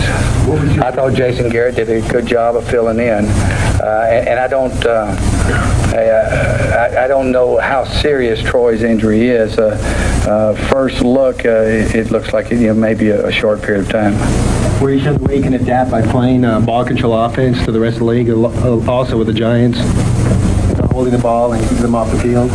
Yeah, but we want to do that every game. It's just that the Giants been doing it better than most people here the first 7 ball games. Jimmy, can you talk about that play where you put it to Harper and then up to Irvin? Well, we've actually practiced that play for the last couple of years, and we've kidded Alvin about it from time to time. Sometimes in practice he throws it out of bounds, and sometimes sometimes he underthrows it. He's got a great arm though, throwing the football, left-handed, and we practiced it for a couple of years and came close to using it in a couple of big ball games. Felt like it was the proper time, especially with our quarterback situation. We wanted to do something to put points on the board, move the ball down the field. And we felt like with the way their defense was thinking at that time that it would be a good call for us to get some big yardage. Jimmy, do you think you guys are playing the best football in the NFL right now with this win over the Giants today? I don't know. I think we're playing pretty good, but I think there are a lot of good football teams in this league. Comment on your offensive line gave Troy Aikman a lot of time to throw today and open up holes for him today. Yeah, offensive line's really been doing an outstanding job for quite some time. I thought they did a good job last week when we played Philadelphia, and we saw a lot of fronts, a lot of blitzes, and our guys picked them up very well. I thought they did a good job again today of making sure we had blockers on everybody and giving our backs holes to run in, and of course protecting Troy. Jimmy, can you talk about your position, specifically Kenny Norton playing with the injury and still doing well today? Well, almost. I guess you might say facetiously, with people talk about us not having injuries, but we've had lots of injuries. It's just that our guys play with injury. We had a guy that had a back surgery and he played. We got a guy, we lost a couple of them in training camp. We got a guy with a torn bicep tendon, and a lot of them are hurt, but they're not going to allow themselves to be hurt until after the season's over with. What went through your mind when you saw Troy go down? I wanted to get Jason ready to play and go on and adjust our game plan for Jason Garrett. Happy with the defense when they stepped up when Troy went down, when it came down to it? I was happy. I was disappointed there at the end. We had some penalties there at the end of the ball game that we shouldn't have had, and like I said, we got a little sloppy in the, letting them have the onside kick and a little bit sloppy defensively, letting them move down the field. But I thought our guys did a good job. What are you happy with Kevin Williams' improvements shown the last couple weeks, especially today? Yeah, Kevin's an outstanding player. I'm actually surprised that he hasn't shown that up to this point. I think he's just going to be a player that's going to be exciting for a long time here. How do you adjust with that Troy in the game? Yeah, we ran the ball a little bit more, but other than that, we didn't have a lot of changes. It was supposed to be a matchup of their ground game against your defense. Was that, obviously that was overrated, the factor that you had been giving up too much on the ground? Well, I think, people are putting too much stock in statistics. It's crazy. I guess when you have a Super Bowl team, Super Bowl defending champions from a year ago, and they have a good team this year, people have to search to find something to be negative about. Our guys hadn't given up a whole lot of touchdowns here the last, 5 or 6 weeks. And so instead of, saying how good they're doing as far as keeping them out of the end zone, we've really tried to dig to say, well, where do we have problems? And I think that goes with having success. That's the way people are. when you're at the top, like we were a year ago, everybody looks to take shots at you because there's so many that are on the bandwagon. Nobody wants to be part of the group. And so people start taking shots and trying to search to see where they got problems. Hey, we've got a good football team. We've got a lot of football left to be played, and we're going to have problems throughout the year, but I don't think it's going to be a major catastrophe. Well, those are some of Jimmy Johnson's post-game thoughts. We'll see what his players think now. As Brad Sham comes down from the play-by-play booth, he'll go to the locker room as Dallas Cowboys football continues in a moment.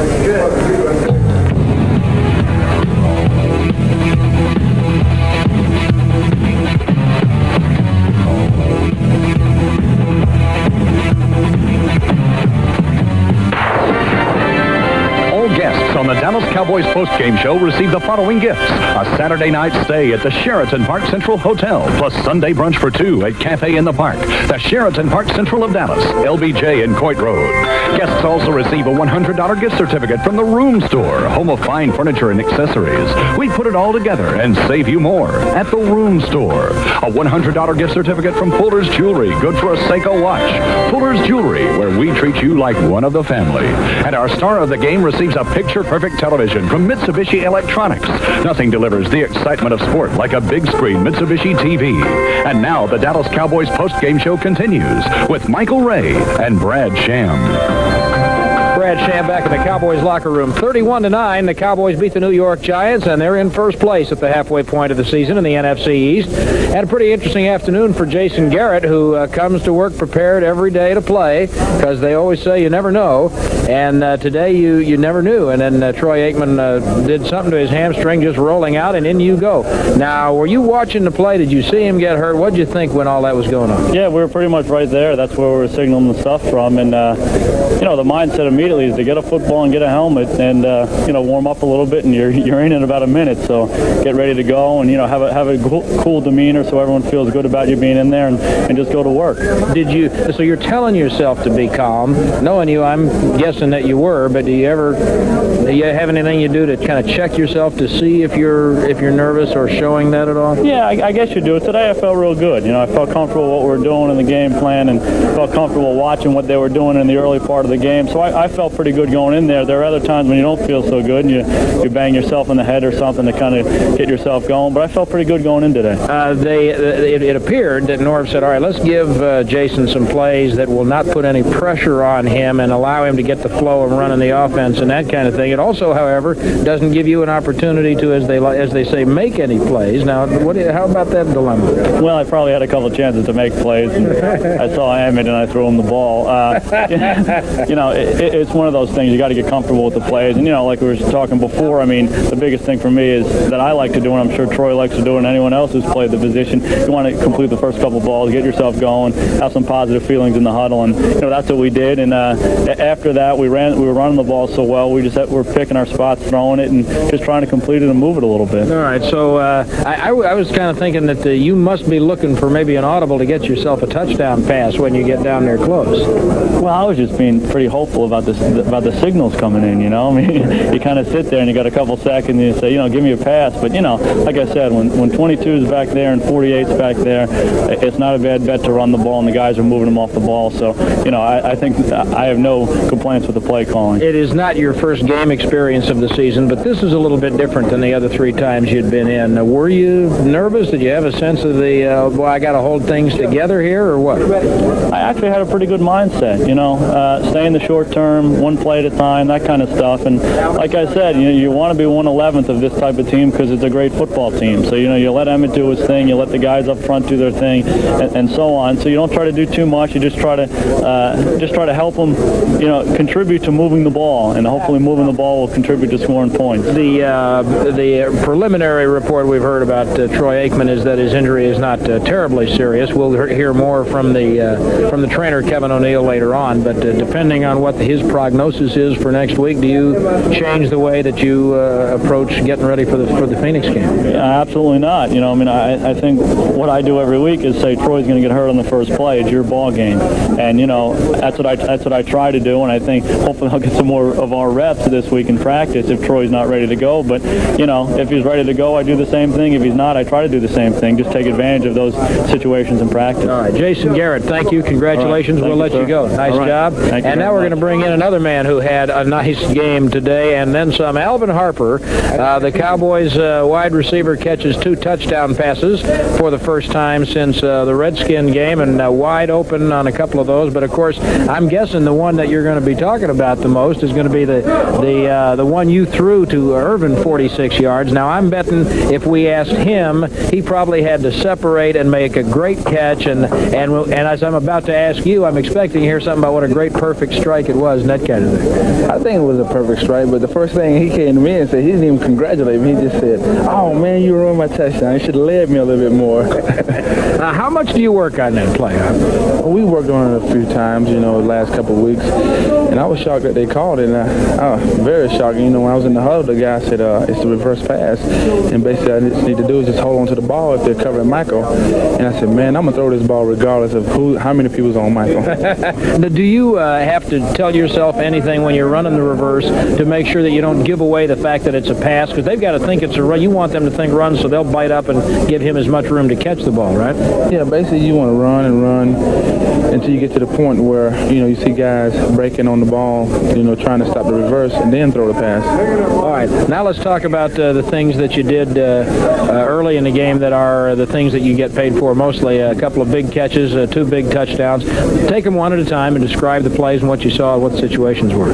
On the first touchdown, it was basically a 2 switch where me and Michael line up on the same side, and he runs an inside post to try to hold a safety. You know, when he runs that post, it clears up man-to-man with me. And then I ran a post on a post, and then, you know, once we get man-to-man coverage, me and Michael, it's all over. And that second one, it looked like the cornerback tied you up and released you to the safety, and you were incredibly open for a while till the safety came over, but that was just too late, huh? Yeah, that was a little new wrinkle we added. You know, they was playing that cover 2 coverage. You know, we pumped the safety, you know, try to hold him a little bit so I can get by the cornerback. You know, once you pump it to Jay, everybody's going to bite, and that left me wide open. And once he realized that, you know, he wasn't throwing, he tried to get back on the pass, but it was too late. All right, big day for Alvin Harper, and the Cowboys win 31-9. We'll take a break and be back with more when Dallas Cowboys football continues in a moment. All right, man.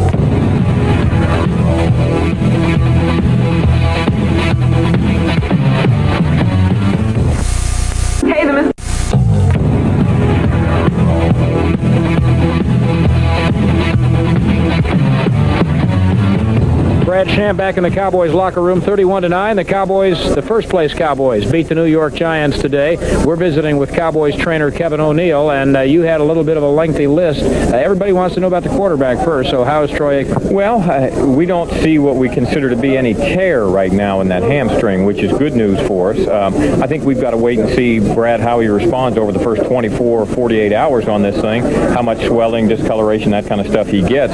Will tell us a lot more about how long he'll miss with this and whether he has a chance for next week or not. So at this point, he's got a chance to play. Well, I wouldn't rule it out until we see how the thing responds. All right, that's very preliminary. Don't hold anyone to that, but at least, as Kevin says, there's nothing to indicate that it's torn. Before I ask you about some of your other players, Mark Collins of the Giants was wheeled out on a cart, and a lot of people wondered about the severity of that. What can you tell us about that one? My understanding in talking to Ronnie Barnes, the Giants trainer, is that his x-rays were negative. He does have a back injury. He always, throughout the process, had complete movement of his arms and legs, but he's in a lot of pain right now. I think he's got some spasm going there and maybe some other things, and I'm sure they'll repeat some x-rays on him tomorrow based on what I talked to their doctor about, but I think he'll be fine heading home tonight, and they'll see how he is again tomorrow morning. Okay, real quickly, besides Troy Aikman, the injuries that you sustained today? it's a long list, and so we'll just kind of hit some of the ones that I think were significant. John Jett, I think, had an extremely gutty performance today. He took a big hit on his right quad, his punting leg, late in the second quarter, and was able to move through the rest of the game with the thing, and really did a nice job. Dixon Edwards battled through it with a little bit of a knee problem that I think is going to surface more as a bruise than anything, but he has some significant swelling and soreness in it and was able to finish the game with it. Emmett had a little bit of a bruised shoulder. When the game was in hand after the last touchdown, we elected to take him out and put some ice on that. Hopefully that'll clear up fine for next week. All right. Where's the bye week now when you need one? We'll take a break. Our thanks to Kevin O'Neill. Dallas Cowboys football will continue in a moment. Okay. Thanks, Tim. All right. Thank you. Appreciate it.